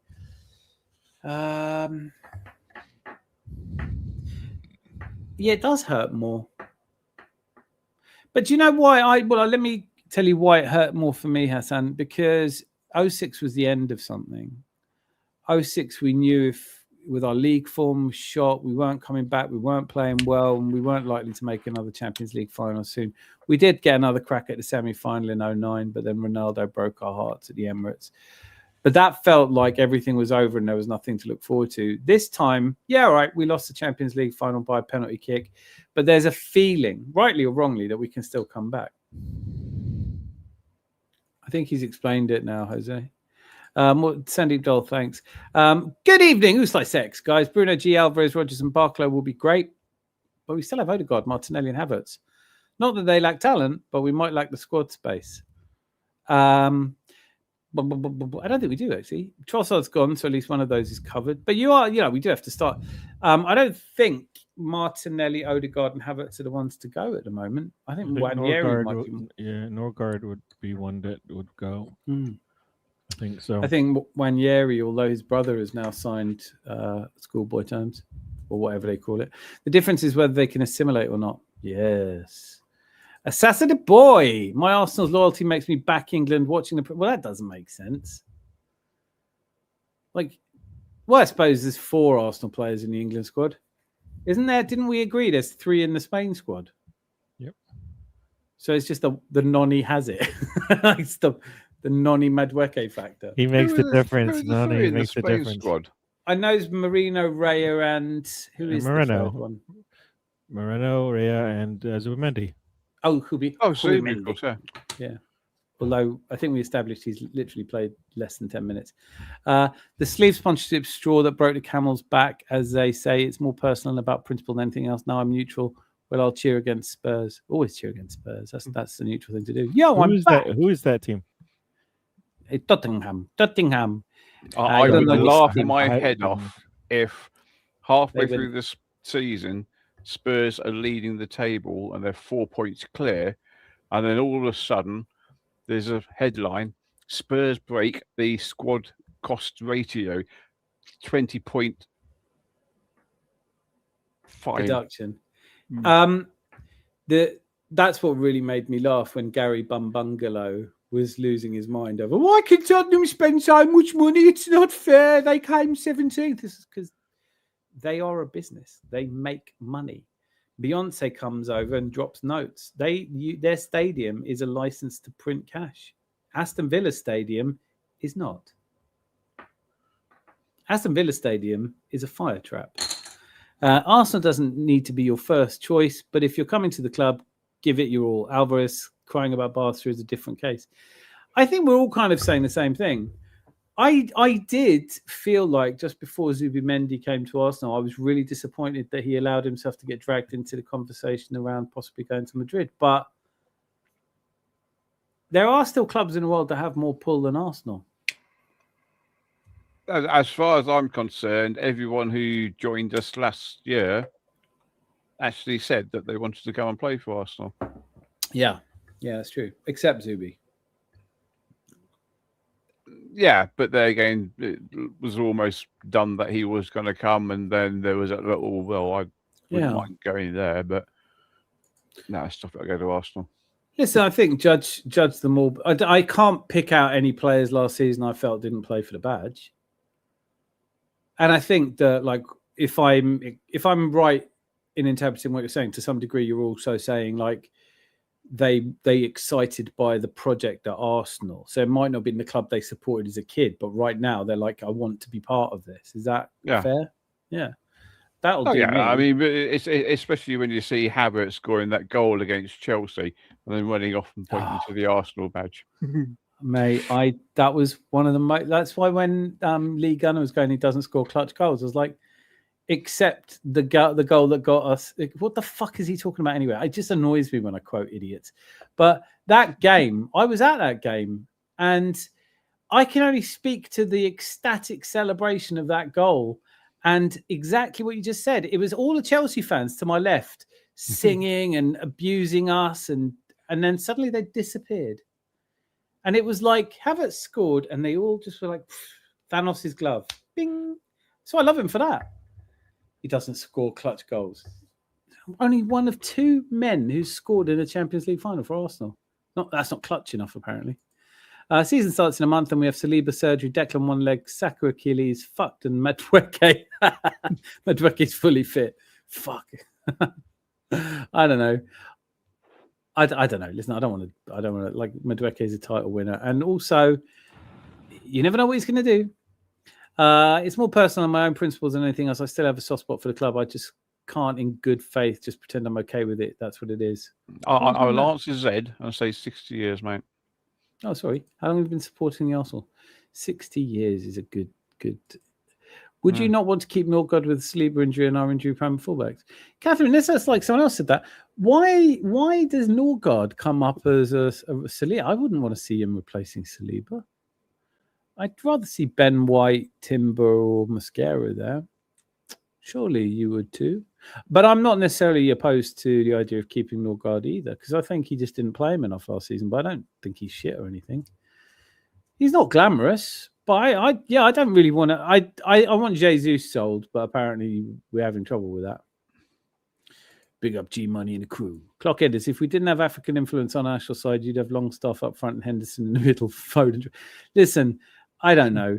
We've got to start another channel to have these proper conversations. But my view of it, and I'm just applying science, is that all life began in Africa. So, like, I'm African. Like, the color of my skin has nothing to do with my DNA, obviously. You know, so like when people get into nationalities and ethnicities. It upsets and annoys me. I don't like it. But I will say and repeat myself ad nauseum, my view is if Zanzi says he's Portuguese, he's Portuguese. I'm not here to argue with him. Zanzi, you're Brazilian, right? What do you say what you want? Yeah. I shall speak Portuguese again one day. One day soon. But I'm upset that people don't think I am Portuguese. Brazilian. Sorry, Brazilian. You might have dropped yourself in it a bit there, mate. That's what I love about football as well. That's what I loved about the parade. I love that it's inclusive. I don't like these idiots that sit around in their underpants going, "You're not a real Arsenal fan." If you say you're Arsenal, you're Arsenal. If you say you're Man United, you're Man United, and respect to all. But we don't have to do it with nationalities. The reason I don't like Spain is they don't play Raya, even though he's the best goalkeeper in the world. At least the English Arsenal players play and start games. It is mad, isn't it? Like Unai Simon, I've not seen him do anything, but they've what? How many goals have they conceded in the entire tournament? One. Just think how much better they'd be doing with Ray. It's like you can't even argue it, can you? You can't go. Like if they come out against us in the final and not even playing a keeper, I'll be like, yeah, it makes sense. The fuck are you gonna do? I mean, that French forward line was the best in world football that you could possibly put together at the moment, and they didn't register a shot. Why would Barcola downgrade? What, to become an Arsenal player? He has to leave. He said he wants to leave. He's leaving. Where do you want him to go? Bradley Barcola could choose between Liverpool and Arsenal. I don't know. Maybe you're an Arsenal fan. Maybe you think Arsenal is a better choice than Liverpool. Maybe you're a Liverpool fan and you think otherwise. I'm not here to disagree with you. But why would Barcola downgrade? If the question is why would Barcola leave Paris Saint-Germain, it's because of Kvicha Kvaratskhelia. He's not getting any game time. Between Desiree Doué and Kvaratskhelia, he didn't start the Champions League. That's why he's leaving, and he is leaving. Barcola will leave. Where he goes, I don't know yet. I'd quite like him to come to Arsenal. I think he's an upgrade on Trossard. Kepa, I don't see him playing for anything, never mind a badge. It's 5 million. The only thing I'd say about that, I was so chuffed when we bought him for 5 million, but we put 5 million release clause and then promised him a game in the League Cup final. What do we do that for, Zanzi? We didn't. Arteta did. He is us. We are they. We are all one. Yeah. If we win together, lose together. Eze and Gyökeres wanted us. It was a good feeling. The Eze one was a good feeling. The Gyökeres one was a good feeling. I like Martin Odegaard when he did that interview a couple of years ago, saying when he was a kid, I've seen an interview with one of his childhood friends saying, yeah, he did always used to play Arsenal as FIFA. So, I mean, but then again, he went to Real Madrid, so he can't be that mad about us. Jack Swagger. That's poetic. We should turn that into a song.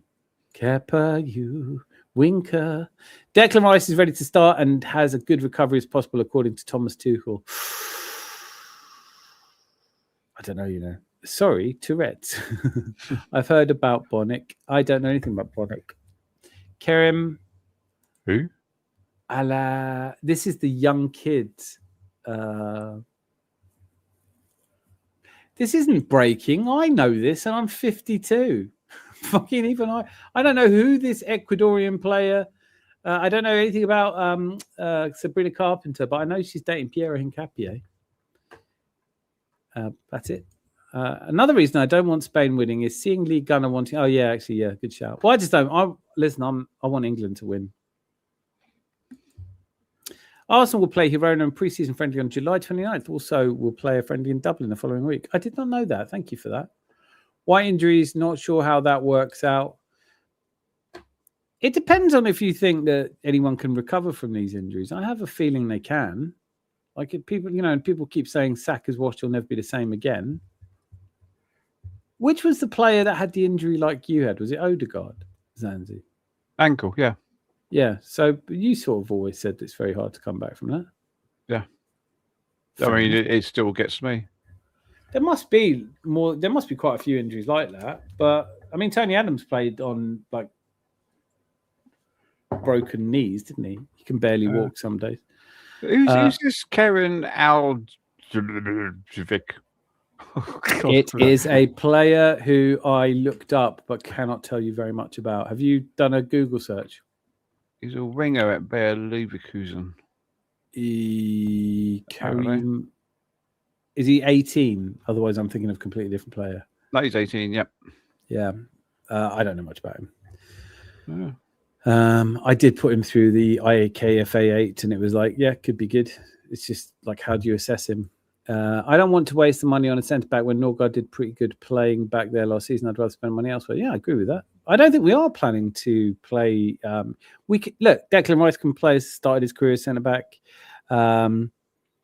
Norgard, Christian Mosquera. I mean, you could play a left-sided centre-back there, so you'd still have Calafiori and Hincapié, but there's also Timber and White who can play there. I think actually centre-back we're fine. I don't think we get to the point where we have to play Norgard there, but I take your point. We could if we needed to. And Newcastle Football Club, is that NFCC? Son Lucas Bergvall from THFC. Not Forest, isn't it? Oh, sorry, beg your pardon. Nottingham Forest Football Club reached verbal agreement to sign Lucas Bergvall. Wow. Tottenham are mental, aren't they? He's one of their good players. I love the fact that they sold last season. They sold the player who'd scored the winner in the Europa League, Brennan Johnson. Yeah, sell him. He's too good for us. And then they sold him, and then he got to another European final the next season. You just think, oh yeah, he's right. I know he didn't play. Spain hold so much possession and have a high line, they don't really need the keeper. Yeah. Wait till they see Harry Kane in the midfield. Whoa. I mean, Simone's a good goalie, but over here, I don't get it. I don't get it either, but I've not seen him do anything yet. I literally have not seen the Spanish keeper do anything. Did he save anything today? Yeah, apparently France had 3 shots on target. I don't remember him. But they weren't shots that you think, oh, that was close. It was like, yeah, he just picked the ball up. Do you want to see a 22 World Cup final rematch? Because I do on a Saturday. No. Oh, on the yes, good point. Well said. You had me going there. Yeah, I'd love to see Argentina take on France in the 3rd place playoff. God, I was going to disagree with you until I read that. So you've got to read the whole thing, haven't you? I just noticed a drop-off from 2 years ago. He'll need rehab, I think. I think everybody who plays as much football as we force some of these young people to play. White, definitely, yeah. One of the best things about Arsenal is inclusivity, which is why we have such a vibrant international fan base. Nice thumbnail today, Dan. Gunners are everywhere. Xenophobic Gunners are the worst. I don't meet a lot of xenophobic Gunners. And I didn't meet any at the parade. And I have yet to meet an Arsenal fan who tells other Arsenal fans whether they're Arsenal fans or not. And I would have very little time for them. That is the most important thing. You get to join a club and say, I am that club, and you wear your heart on your sleeve and you be that club, and that's it. Can't believe I'm missing this, but I agree, Catherine. Can't believe I'm saying this, but I agree, Catherine. I have to admit, when we won the league, and then I for hours I spent trawling the internet for Arsenal fans celebrating. And it was like you start off and I remember you doing that. I remember you doing that. It was like people going to the. What was the African country that you found a really good? Oh God, the Ethiopia? Uganda, I think. Right, but didn't we find out around then that half of Ethiopia was Arsenal? No, it was I can't remember now. I think it was Uganda. We're like 52% of Ugandans. Wonderful. I fucking love that. Arsenal fans. No, 52% of football fans are Arsenal fans. I would say if any country I've been to, you meet an Arsenal fan, you're going to like them. That's what it's more about what unites us than what divides us. But I fucking love that. Like because it was everywhere you go in the world. I mean, when I was in Indonesia, I was like, Christ, there's a lot of Arsenal fans here. A lot, like a lot. And that's how it should be. That's beautiful. What do they reckon in Indonesia? That there's like over a million Arsenal fans. Yeah. Did you see the Arsenal parades in? Singapore, Malaysia. Like I've watched football in Malaysia with Arsenal fans. Just fucking love it. I love the only thing. I always remember this guy because he's brilliant. But the Cup Winners' Cup final 95, I watched on a beach hut in Barbados in a place called the John Barnes Cafe. And I went in there, and that guy knew more about football than anyone I've ever met. He knew, and he was like, oh, because I was sitting on the beach miserable, and a friend that we'd made was like, why are you so sad today? It's a beautiful day. And I was like, oh, this won't mean anything to you, but there's a football game in England. I support a team called Arsenal, and they're playing this thing called the Cup Winners' Cup. And he goes, yeah, it's on in the John Barnes Cafe. And I was like, sorry. Just slow down. Say that whole sentence again. He goes, yeah, my friend, we call him John Barnes because he looks like John Barnes. And it's only my second time. Maybe it was my first. I can't even remember now. First or second time in Barbados. And I had no idea they even knew about Arsenal Football Club. Then you go into this little hut and it's all like Liverpool memorabilia and stuff. And he's like at the bar and it's, he's pouring the Red Stripes and the Banks beer. And we're just, and he knew everything. And he was like, oh, what do you think of Hearts? And then I was like, I'm just so pleased to be here, man. I thought I wasn't going to get to see the game. We watched it in a little flickering black and white game. And he was closer to it than I was. So I thought the equaliser would have been Ian Wright. I can't remember if we scored first or it was the equaliser. But anyway, I thought it was Ian Wright. He went, no, that's John Hartson. And then the last time I went to Barbados, I made friends with a guy out there and he was a Tottenham fan. And I just remember thinking, what are you doing? He goes, no, I like Tottenham, human song. Like when you go around the world and people know so much about football and love it so much, that's beautiful, right? We're all Arsenal, wherever you're from. And it's beautiful. I have to admit, the two of the best clips I saw was like these Africans in some little village somewhere. So it wasn't like a huge, great big town, but it was like Milton Keynes, city. probably. It was, yeah. It was, but it was a small town. They're not a village, but a town. Yeah. And there's a parade going down, and they've got fucking music and drums and stuff like that. And there's a goat in an Arsenal kit. Oh, I think I saw that one. Yeah, I think I saw that one. And then the next clip I saw, there's a barbecue cow in front of a queue, and I'm thinking, oh wow, this is well. It must have been one of my old shirts to fit the cow. I'm gonna have to go. So No. You've already told us the missus isn't there. Yeah. She'll be going here now. soon, so I'm gonna have It's to like go. it's evening for you as well. Like, look, me and It Zanzi is. are committed. Should we let him go, Zanzi? Do you think he should be allowed to? He looks like he's on a promise because he's all spruced up, isn't He better not be because his missus is away. I don't know how this works. I could just walk away from my computer, just shut down everything. Oh, worried about? No, don't worry about it. Just shut down. If those of you watching on Gary's channel, you know where we are, right? Like there's a big. Yeah. Don't check it out. I've loved having him here, by the way. Some absolutely brilliant comments. It's great. We do this more often. But thank you, Gary. So thanks for having me.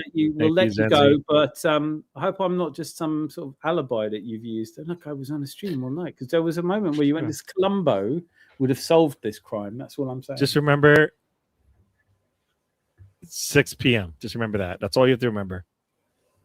Zanzi and I have really forgotten that. If you pick the two wrong people there, just remember. Don't know what he said. Something about I don't know. Pim's o'clock. He said. I can't remember what he said. Well, we thought it was Gary, but it wasn't. It's just a fucking avatar. Yeah, he didn't. It was AI. Listen, you're never going to forget those curtains. Shut up. It's Gary. Yeah. There you go.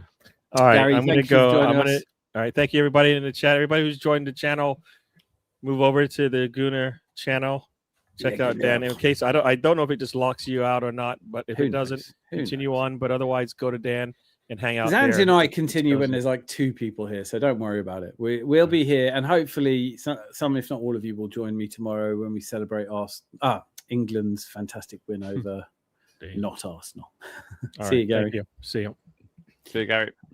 Idris Adams put Gilberto Mora to Arsenal too. Big news this was. I really hope that happens. He was didn't really see the best of him against England, but he is Mexico's greatest young player at the moment. One was from Doué when Simeone came out of the box and then wasted time to get the shot off an empty net. Oh God, that was so annoying. Yeah. Oh God, that was so annoying. Does that count? Is it because he kicked it? Like the only way that that was so stupid. Even I was annoyed about that. He'd actually gone back into the box but he didn't save it with his hands because he thought he's It probably hit still out his the box. arm, though, didn't it? It did hit his arm. I can't remember what it is, but it's the fact that Doué, you think, well, he's just going to lob him Well, you down. got to and lob he- it. Yeah, don't Yeah. kick it at the keeper's hand. Don't wait for the Yeah. keeper to get back in the box and then kick it his hand. Like, that's ridiculous. The worst thing you could have done. Yeah, so does that count as a shot, does it? Well, I could have. Yeah, I mean, he was all over the place there, that keeper. That was a rare moment, wasn't it?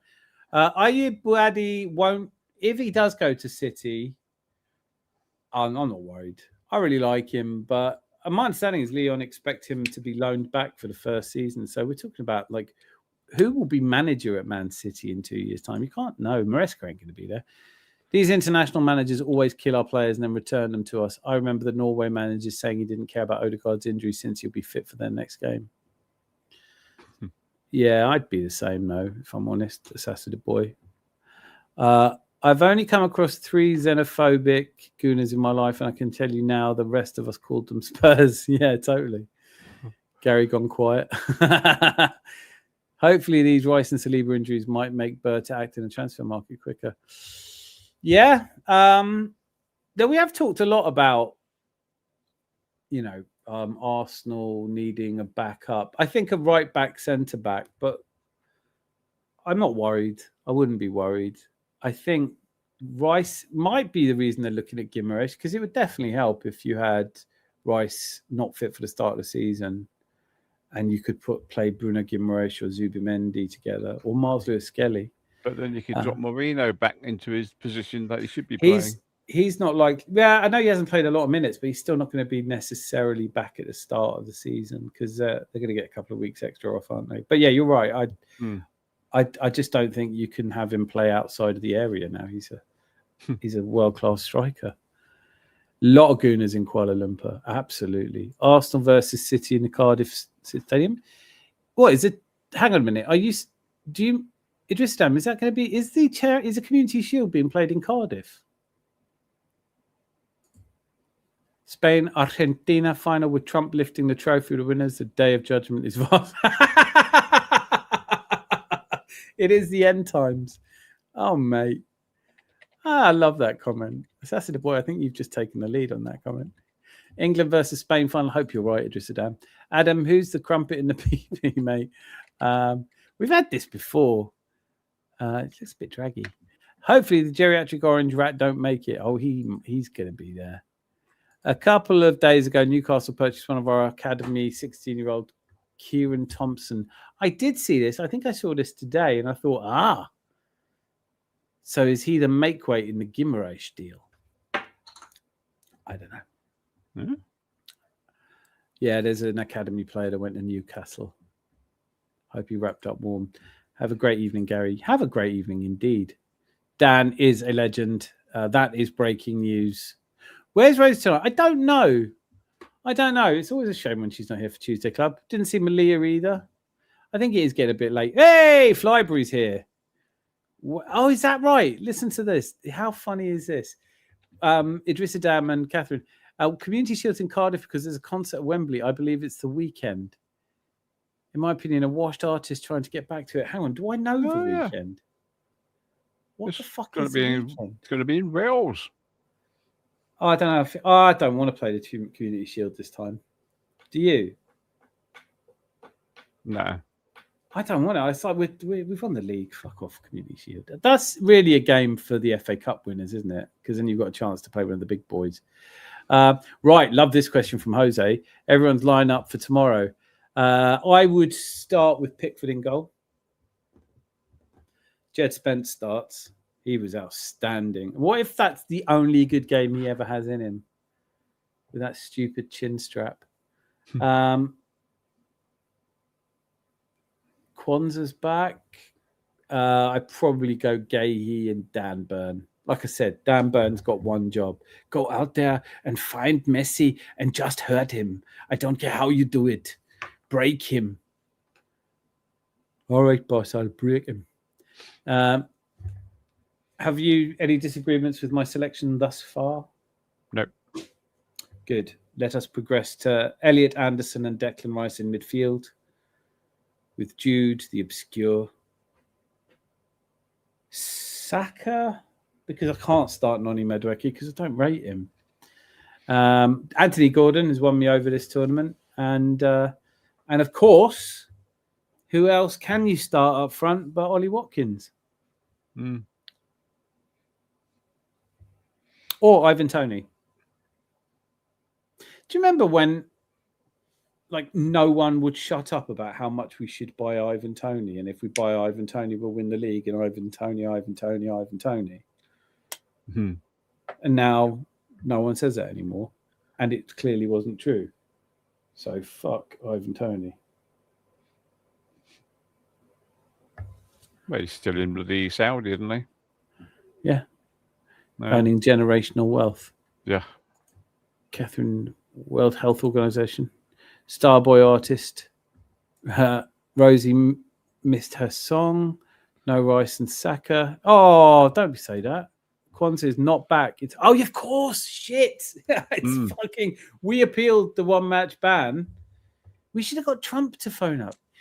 Can you do anything about? Is a Michael Jackson sounding MB pop singer. You've heard his music. I'm not sure I have, you know. You actually sound like Tuchel. Tuchel's Bavarian, mate. I do. If I'm speaking Austrian, I sound probably more like Tuchel than anyone else. Ja, okay, nächste Wahnsinn, dieses. Heard. I've not heard him. I don't know him. I'm sorry, I misspoke. Fuck off. Please keep doing the German accent when talking Tuchel again, please. Yeah, I do that for you, my friend. Okay, shut up. Who won the war anyway? 3-1 versus 3-1 versus 3 versus 1 tomorrow. Hassan, in it. Last orders. Oh, don't he's come back and he's now. Ding, ding, ding, ding. I've seen a lot of Arsenal haters crying for Saka and Rice to be fit when they will be hating on them in a few weeks. I really felt this after the Mexico game, right? And I know we talked about it, but I felt like suddenly everyone became an Arsenal fan. You know, you've killed football. What, like England did against Mexico?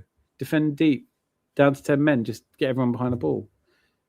Dark arts until you wins you the fucking World Cup, and then it's like, oh, you know, it's just football, isn't it? When you defend, you do what you have to do.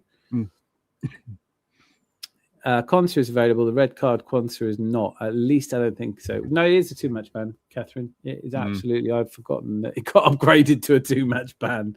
Like, I've gone on record and said this before, so we'll surprise no one who's a regular here. I like this kind of corruption. If you're going to be corrupt, just be blatant. You know, just be mafia. Just be like, it would be a shame if anything happened to this nice shop of yours. I should very much like to see you walking again, you know? I'd like Infantino to turn up and just help himself to money from the till, take a lollipop, unwrap it, start eating it and say, nice place you got here. I don't care about corruption. It's just part of the deal, isn't it? No, Rice and Anderson don't work well together in the pivot. Either get Jude in the 8 with Rice in the 6 or Mainu. I really like Mainu, but I don't think he's got the explosive power going forward. When Thomas Tuchel, who I've never really liked, I am the first to admit this. He was so Klopp left Mainz and Tuchel took over, and he was an unknown. He did a great job at Mainz, but he was famous at Mainz for playing a different 11 every week. And then he went to Dortmund, and I would say he's the guy who got the best out of some of my favorite Dortmund players. He's a really good tactician and manager, and he's driven. But he didn't used to play the same starting 11 every time. So I don't know. I certainly could imagine Thomas Tuchel dropping Harry Kane. I think he's got the personality. If he genuinely looked at it, if there was any sense to what I'm saying at all, and I accept there may not be, I might be full of shit. Just my opinion is looking at data, just data, and watching Harry Kane and the fact he's ex-Spurs has coloured my thinking. But he hasn't had a good semi-final, so drop him for the semi-final. That makes sense to me. But if Thomas Tuchel would have the courage to do that, I think. I'm not suggesting he will. But anything's possible. So Kobe Mainu could make his debut in this World Cup in the semi-final against Argentina. What's my top 4 this season? Do you mean players or? No, I think it's Premier. Well, Arsenal top. Then I'd say Man City second. Then I'm going to go with...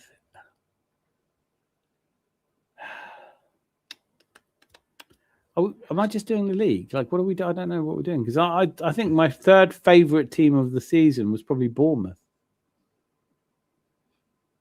Yeah, but do you think Bournemouth are going to finish in the top Does 4? he mean... Oh, right. I'm an idiot. I thought he meant last season. I was like, this is a weird question. No. My apologies.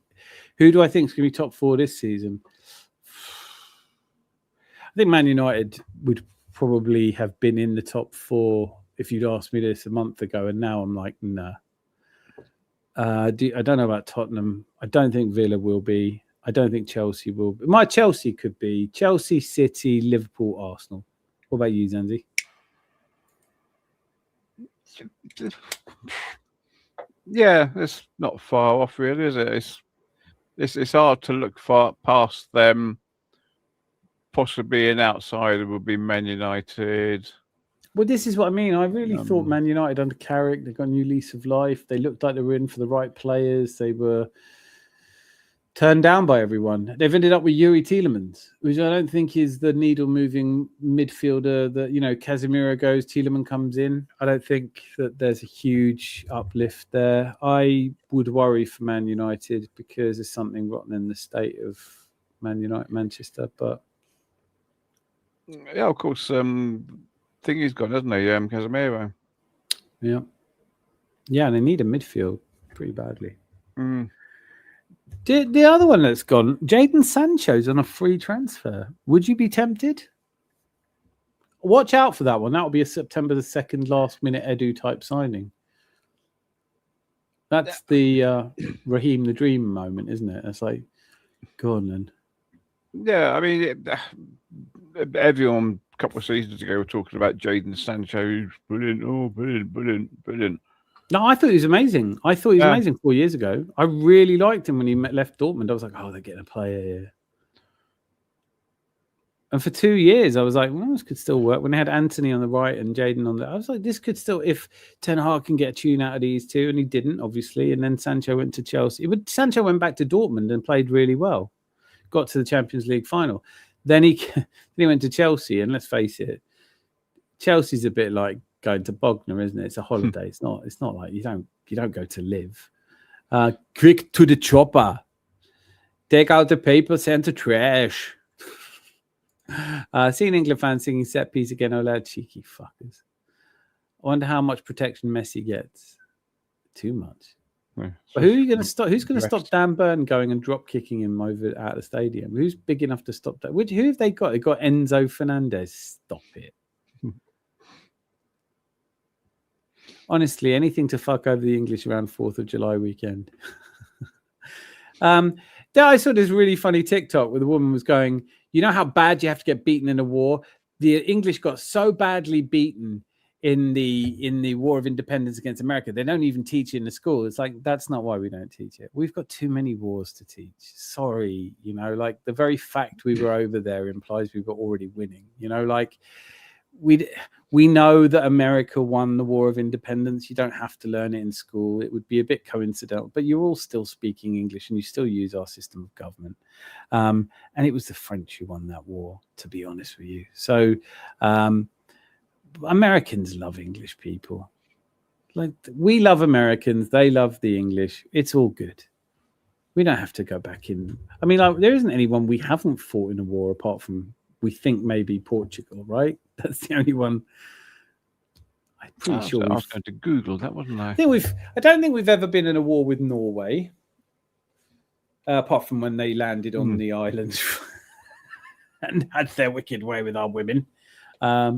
Also, do you think there's something unseemly about the Norwegians glorifying the Vikings, who, after all, were not well received in most of mainland Europe? Yeah.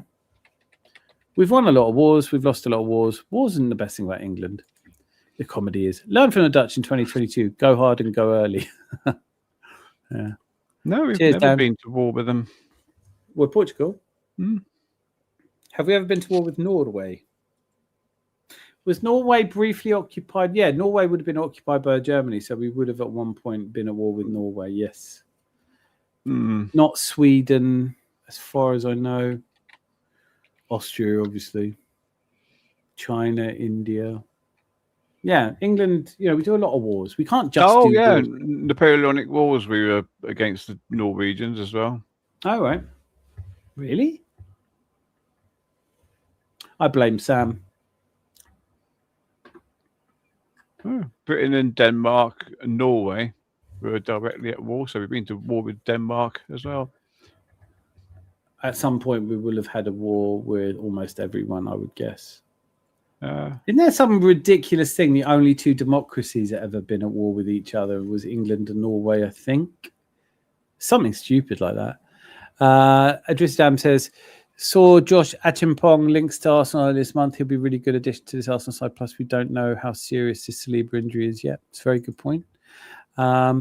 He's proven he doesn't care about dropping Maguire, Trent, and Philip, Jackass, Foden. He did make some bold moves. And I was taking a piss out of England up until the Mexico game, going, no wingers, no fullbacks. This is going to be great. Rival fans mocked Arsenal's corner tactics all seasons, but now they're buzzing whenever England gets a corner and Rice is on it. I'm not, because he's not been good from corners in this World Cup. Who, Rice? Yeah. Oh, apart from that one where England, who was it? We beat 3-0. I'm desperately trying to remember who scored the header now. Is it Kane? Yeah, it was Kane, wasn't it? Because Madueke got tripped in the box, and that was a penalty. It says Croatia, wasn't it? Yeah, and then Saka set up someone else as well. So Arsenal were directly with influence in three of the goals in that game. Hassan's put Arsenal, City, United, Liverpool. I think that's what I said. I can't remember now. You said Chelsea. No, you said Arsenal, City, Liverpool, Chelsea. Arsenal. Yeah, I think, like I said, I would have said Man United until recently, and then I just think like Tielemans. Not really rating your summer so far. Elliot Anderson will be another underpass signing at City. I don't know, maybe this season. I think he'll come good, though. I think they're buying. I think they've overpaid, but they are buying quality. Most of the 50-50s are going to go in Argentina's favour. Yeah, we don't want anyone getting sent off, do we? No. I wonder what odds you'd get on Jude Bellingham getting sent off tomorrow. That would be the most English thing I could think of. Jude Bellingham. I wonder what odds you'd get on Messi getting a yellow card. Fuck all, yeah. Unless he stabs someone. Yeah. Maybe if he stabbed the ref. He might be pulling out a yellow card, get a tiny bit of blood on it, and then just lick it. No, it's just yellow. Saliba surgery for the start of the season. Rice is knackered. Saka can't even sprint. Fabio Vieira and Reece Nelson are still Arsenal players. Well, there you go then. Sorted. That's it. Sorted. What clip is he talking about? What have I saw that clip. Oh, for the woman. Oh, yeah, good. Yeah, the woman saying, for the Yanks, it was a war of independence. For us, it was Tuesday. It's so true. It's like, like, do you know that 3/4 of the Earth's surface used to belong to this country? We don't miss any of it. No. But for me, it's great. From India, we got food and culture, and same with all the other places we've been. From America, we just got. I'll come back to you. Reece Nelson and left wing will be a new. Fuck off, Jose. Just fuck off. In case Berta hears you and does it, and I will blame you. Marino came on in the 77th minute while Raya and Zubimendi were both unused substitutes. Has Zubimendi had any game time? Because I thought I looked this up and he'd had some game time, but I could be wrong. One thing I'm confused about is Tuchel and Trent's beef. Any idea on why they're fighting with each other? I heard they're fighting over a woman. I think Trent's one of those divisive players. You need to kind of set up to, I don't know.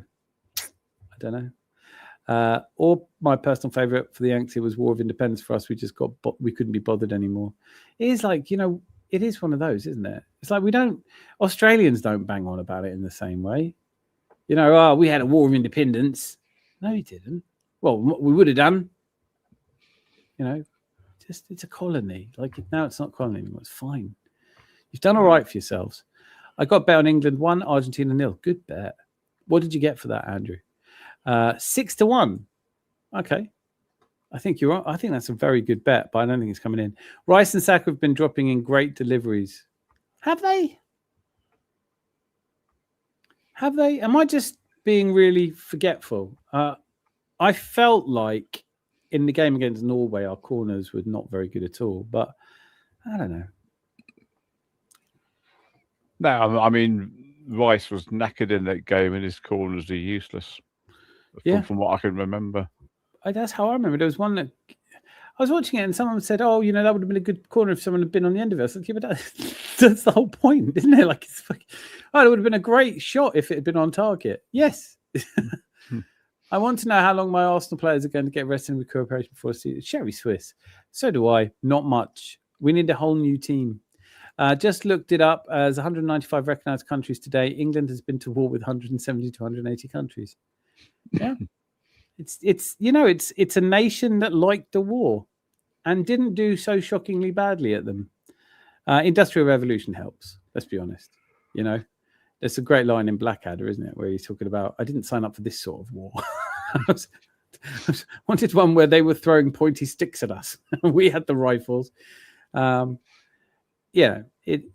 is shit and shocking shouldn't happen. But if we're talking about wars of independence, you don't have wars of independence against countries that haven't already pretty much won a war to start with.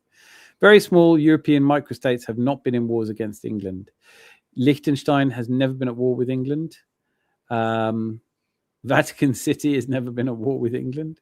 Monaco has. I don't know. But Catherine, you're right. Like, I can't think of that. I'm glad you looked that up, by the way. 170 to 180. That is insane. But that is very. I don't really believe in national stereotypes, but if there is one, we're coming in. Yeah, my mate Sean, when he moved to Spain, he said it's really funny because Northern Europeans have very shit swear words they say to each other. Like in German, like you actually call someone a Schweinhund. It's one of the worst things you can call someone. It's a pig dog, it's just a male pig, right? But in Spain, he goes, they have the most amazing fucking swears. Like I spit on the ground of the whore goat mother that birthed you and cradled, and all this. And he goes, it's because you wouldn't get that far into that in England or Germany before someone had knocked you on your ass. Do you know what I mean? It's like all of the German and English insults have to be quick enough to say before someone larrups you one.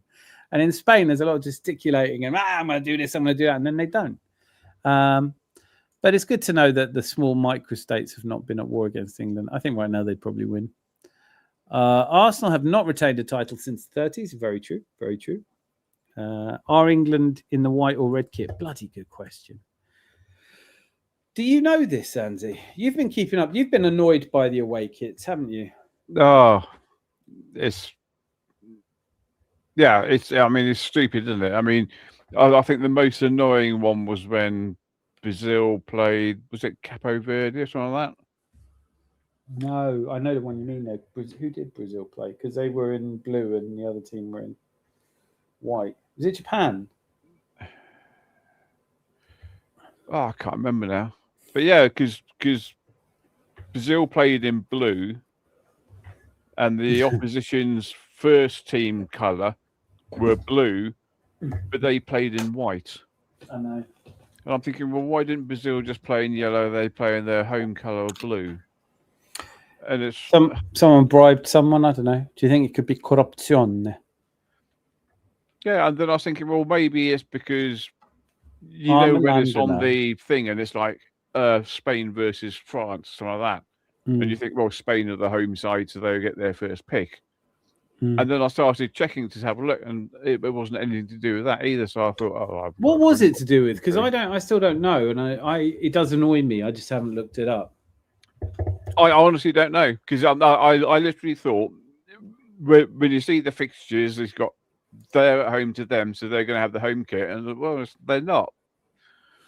Yeah, no, I know. I've been failing to be able to explain it to people as well when we've been watching it, because I think the missus has gone, why are they playing in that colour? Don't they normally go? And you're like, I don't know.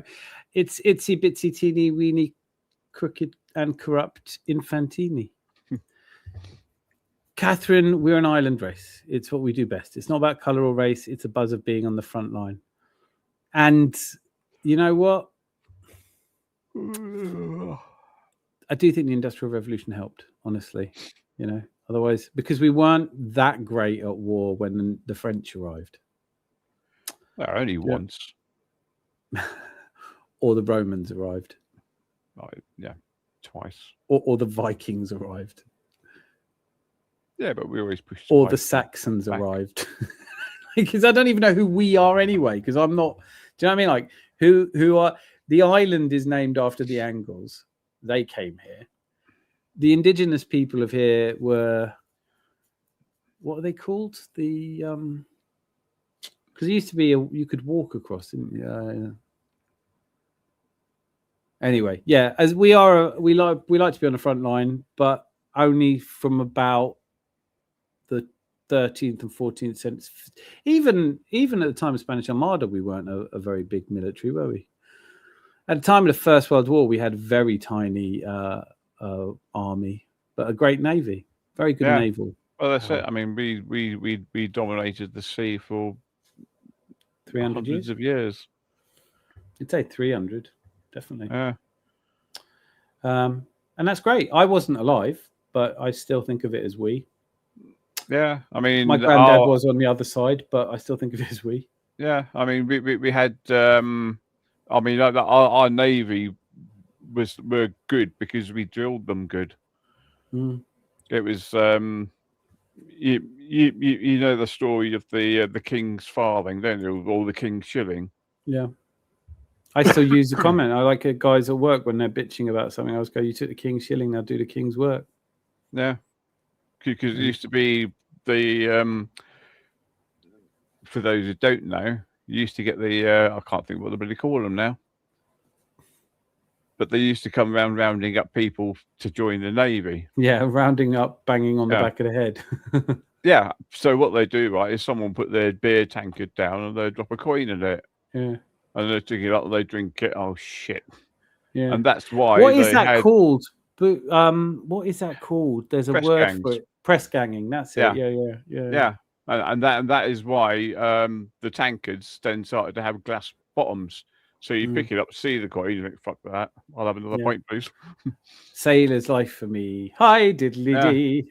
No, I mean, it would have been a great life. You know, most of them didn't make it, but you know, none of us get out of here alive. But it's like the HMS Victory, the cannons on that, the big 42-pounders, at something like 400 yards, they would go through a meter of oak. Yeah.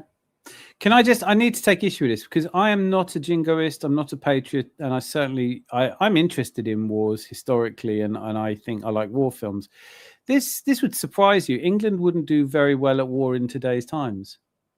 No. According to, and this was a Pentagon briefing on, they measure preparedness for war in multiple theaters of conflict.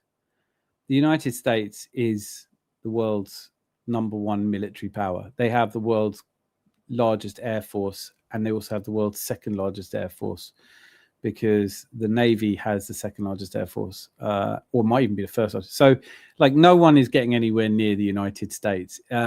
Theoretically, in any proper conflagration between China, it's expected it wouldn't last more than 3 months if America brought its full weight. So, look, except that the first biggest military preparedness for war, it was always considered to be the US.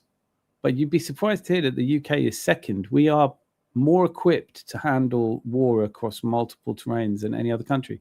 And this was first published in 2016. And I was reading it going, I don't know about Russia. But what we've seen from the Ukrainian conflict is Russia was not nearly as big an army. Like, a military expert I was listening to talking about this, he says, yes, like, Russia has a very big military, but not a modern one. It has a very good modern military, but not a very big one. So there are parts of the Russian military that are very modern, but the actual weight of it is not particularly modern at all. We've seen that. So in this idea that England wouldn't do very well at war in today's times, I don't say this as if I'm proud of it or something, but I do think you'd be surprised. Actually, we have the elite fighting force, special forces. The SAS and the SBS are ranked with anyone. But let's hope it never comes to it, because frankly, I like Einstein's quote, which is, I don't know what weapons will be used to fight World War III, but World War IV will be sticks and stones. And I think that is kind of where we're looking at now. Idris Adam says, good night. Idris Adam, it's been great to have you back. Thanks for being here. England is in white, says Andrew Keller. Thank you for that. Oh, I wanted us to be in red for the final. Well, Argentina going to be in then? Is Well, their second kit blue? That does clash a bit, doesn't it? Yeah, their second kit is blue, or it has been. It was blue when we played them in '98. Yeah. We played in white with white shorts. I'd happily see us playing red against anyone. Yeah. Well, yeah. I mean, I still like the Arsenal, the England's kit, which I've always associated them with, which is the red kit with the white shorts. Anything we've ever won in. So yeah. I can't understand why we have blue shorts with a white top. No idea. No, because like for France, their home kit is blue, white, red socks, which is the same as the color of the flag. Yeah. So we should either have a red top and white shorts. No, I don't like that now. What, red top? No, I do. No, you suddenly started me thinking, would we have to have blue shorts, white socks, red top, or something like that? Like, I don't want that. Oh no! Oh God! Well, yeah, we've had flag. that red shirt with the blue shorts, haven't we? Have we? Yeah. I'm desperately sure. Wasn't it white shorts in the World Cup though? Yeah, in '66 it is white. But we've had some horrible. We had that England kit that was designed to wear with jeans, the grey one. Oh. Do you know what I mean? Like that's where we've been. That was in '96, wasn't it? Cool. Why does it have to be designed to go with jeans? I mean, because they'd like to make money, don't they? It's disgusting. Who are Lauren Bennett and Simona Battle of GRL? Rest in peace, I guess. I don't know who the hell they are though. What's GRL? I don't know. Something to do with I know when we had the grey kit, it was. Do you know what, Andrew? Thanks for saying this, because Dominique looked this up. We were watching something. She was saying that they had to pick kits, home and away kits or whatever, based on people with colour blindness. And I was like, oh fuck off! There's like, what percentage of the population are we changing everything for now? You know? Oh, there's Kevin. He's colourblind, but he's the only person in the world. Yes. All right, everyone wear kits that Kevin can see. Kevin, is that all right? Oh, I don't know. I didn't watch football. I mean, I know in the 60s and 70s and possibly the very early 80s, you had to have two contrasting kits because for a lot of the countries, you still had black and white TVs. Yeah, yeah. It's you like that can't great have a white and a grey kit because you say snooker commentary saying he's nestled the brown right up against the blue, and for the benefit of everyone watching in black and white, that's the one that's just next to the pink. Yeah. We're literally going to be missing so many of our best players at the start of the season. Title defense could be over before it's even begun. I don't think that's untrue, and I think it applies to a lot of teams. I don't think we need to worry so much. Didn't see Wimbledon. I didn't see a single game at Wimbledon. Isn't that terrible? I haven't got time. Join the club. It's tennis, man. I love tennis, but there's no football on. I just looked at who's in the final. I thought, never heard of any of them. And then I looked at the females. I thought, never heard of any of them. No, we didn't. Weren't there two Czechs in the final? I don't know. For Trossard, apart from the 30 to 45 seconds where he randomly thinks he's Messi and delays releasing the ball, I'll fucking miss every bit of you. Assassin boy, you've put that beautifully. I love that. Well done, man. We're getting close now. 3 hour mark. You know what? You've done brilliantly, Zanzi. We've made it 3 hours again. It really bugs me when people say troops should be paid more than footballers. A nice sentiment, perhaps, but it's impossible. Like, you know what? No, I don't listen. It's hard not to get political sometimes. I don't believe in money, so I don't think anyone should be paid enough money to, build a hospital. But that's the world we live in. So we can wish it was different. We're not going to make it different by wishing. But yeah, I mean, if you paid every soul, I mean, like no. I know my missus, she's an ex-SRN, and she's saying, you know, she says, I can't believe that people are earning hundreds of thousands a week, and then you get the nurses and they're on basically a pittance for them. Or the people who clean hospitals. You Yeah. know, like when it comes down to it, the best example of this I saw, and I think it was David Graeber, who's one of my favorite economists, sadly no longer with us, but he was talking about the reason that people get paid isn't because of the value of their work. It's if you do a job that rich people want you to do, you get paid a lot. If you do a job they couldn't give a shit if you do or not. So all of the callings of vocational, you're wanting to teach people, wanting to cure people, wanting to help people, they're all very working class jobs, and you don't pay well, but you get something else for them. Is it AFTV troops, by the way? No. No. Night, everyone. By the way, China's recent Air Force and naval expansion might leave that report obsolete. It might do. Yeah, it might do. Especially if they can go hypersonic. I would accept that, but they're still not expected to be able to fend off the United States. And don't forget, I wasn't saying it was about the scale of the military. I was talking about preparedness for conflict in multiple theatres. The British train in every potential theatre of war, which doesn't matter.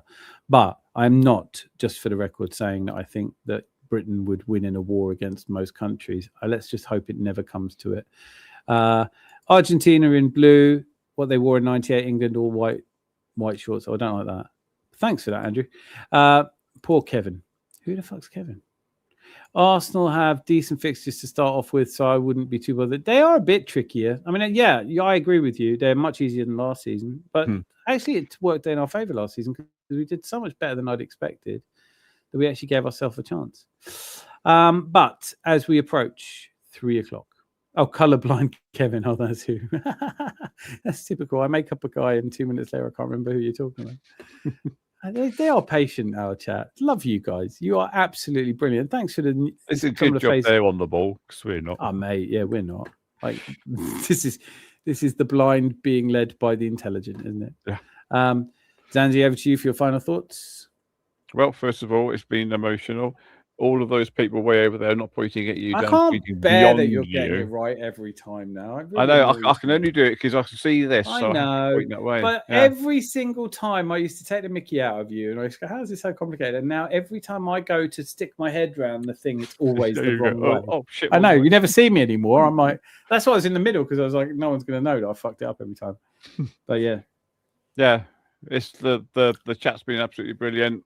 It was great to see Gary again, even though it was his fault that I couldn't speak Portuguese a few days ago. I'm saying Portuguese, I mean Portuguese and I think you take some of the credit for that. I think you take a little of the credit. And there's probably you laughing as well, as much actually, to be honest. Yeah, he's literally is Portuguese, Yeah, but it was that you were doing really well until you said the first word. It was oh, no, I can't. Because as soon as I said that, I'm going sort of Chinese. Just like you went. No. And then I kept it together till you said crocodile, and I was like, "What the?" No, but I love the little crocodile. I'm speaking Chinese now. Well, we'll have to have a. I'm going next. Join us hopefully tomorrow night for a celebration. I reserve the right to change my mind. Nice that we dressed in blue. Just as Gary dressed in blue as well, didn't he, tonight? I can't remember. Just checking his curtains, to be honest with you. It's always black and white in it. But I don't know. But I think everyone in the chat was dressed in blue. Yes, absolutely. Must have been. In tomorrow night. I still can't get my head around this. I have never seen England in a final of a World Cup. So tonight, I saw most of it. No, but you have. But tonight, we might make it to something that we haven't in all my lifetime. So that's a Champions League and a World Cup final within 6 weeks of each other. That's crazy. That's crazy. Crazy. Yeah, crazy, as they say in Brazil. Crazy crocodiles. Well. I'm going to make a t-shirt, Crazy Crocodile. Hi, I'm a crazy crocodile. I hope they sell better than the quad loading No Boy Tendio tonight. Yeah. Boy Tendio, if you're watching this in catch up, buy a fucking t-shirt. What do you think? What do you think the results tomorrow today's going to be then? Honestly, I think 2-1 Argentina. Yeah, that's a good call. I don't really. I think if I'm right, and I so seldom am that I deserve to not be this time, then I think Kane will play shit. And we'll have a lot of deer in the headlights. Hopefully, this is an England side that's come out of losing finals. And, you know, one of the things that made me more optimistic about Arsenal, you know, we came second and that drove us on to victory. We will run us up in the Champions League final, and that makes me feel maybe we could get there again and do one better. That's what happens. Teams get to finals, lose, and then come back stronger. But honestly, I was so sure it would be France in the final. What do I know? What about you, Zanzi? What do you think? Well, if we beat them, brilliant. But I mean, my heart would say that we're going to win 2-1. But what I would love is for it to go to penalties. Oh, don't say that. And us to beat them 5-4, and the only person to miss a penalty, Messi. Hasn't he missed half the penalties he's ever taken in the World Cup? Yep. Do you think they'd let him take one? Probably not. No. I don't know. I'm going to take a penalty. No, you're not. I'd like it to be a good game. God, I don't think I've ever said anything more English in my entire life. That is such an English thing to say. Right, I hope it's a good game and the right team wins and there's a fair play and good old-fashioned banter and cucumber sandwiches at halftime in the pavilion. If we can win by the odd goal, I'll be happy. I'll be happy if we win on. I can't do penalties. My heart rate won't take it. But I am going to say, for the record, I do want to do a post-match show. But if we lose, I think I might just go to bed and try and sleep for the next 4 years. But 48 teams started the tournament. That might seem like a small number in the next couple of World Cups. But 48, I think there's whatever happens. Hopefully we're celebrating getting through and we'll have the weekend to do football shows and all kinds of things. But I would quite like to talk about whether this World Cup's been a success, the good, the bad, the players we've liked and all that kind of stuff. But at the moment, it's just eyes down for an England win. Thomas Tuchel put the fire in our guts and make us. This time we have to beat Argentina. So many of my relatives live out there now. Wow. It's like a little Germany. Come on. Well, apparently that's where half the Nazis fled, wasn't it? Not just apparently. Not just apparently. That is not an apparently. That is an absolute. There are towns in Argentina that still speak German, and that is not cool. That is not cool. So because of they harbored not, I can't really hate them for that when I'm from Austria, can I? There's probably more ex-Nazis in Austria than there are in fucking Argentina. But hey, whatever. Let's just make this about the Falklands and have done with it. Yep. Give us our fucking Falklands. 1982 again. 1982. I remember that. Stats on England versus Spain in the final when we get there. Is this good? Well, yeah. We played them 28 times. Does this include the Armada? 29 times then with the Armada. Right. I may have the body of a weak and feeble defender. But we've won 14 games. There have been 3 draws and they've only beaten us 11 times. I do think that Spain have taken a piss for a bit now. You know, this was France's World Cup. They've gotten in the way of it. Yeah.